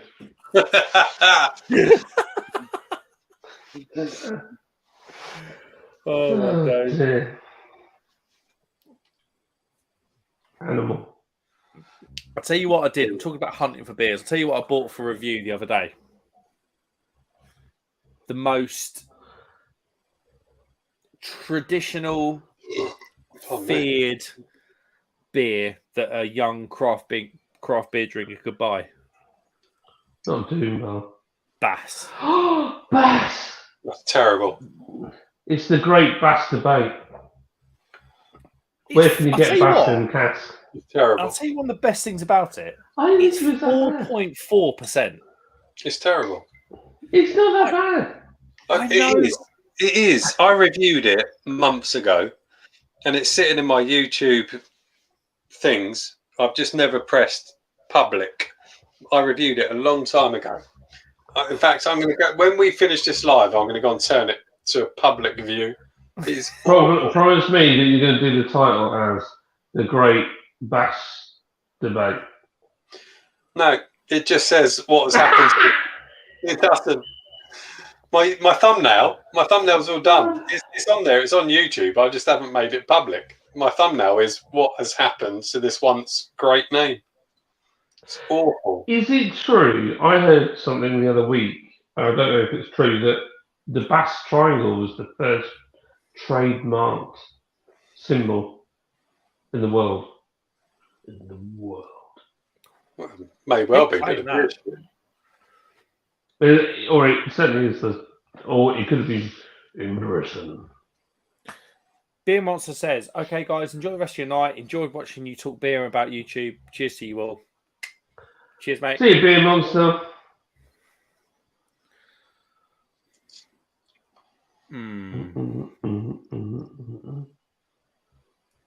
Nice moves, John. Nice moves. I've got, the Thunderbirds theme tune weirdly stuck in my head. Da, da, da, da, da, da. I don't know why. It's a bit weird. Yeah. Not pretty weird. Right, guys, I'm going to make the executive decision to end this here. Thank you very much for watching, all of you. Thank you for your comments and thank you for your well wishes. John from Lord's Brewing Company, you have a YouTube channel. I do. There's not much happening on it. I do have one. You're that way.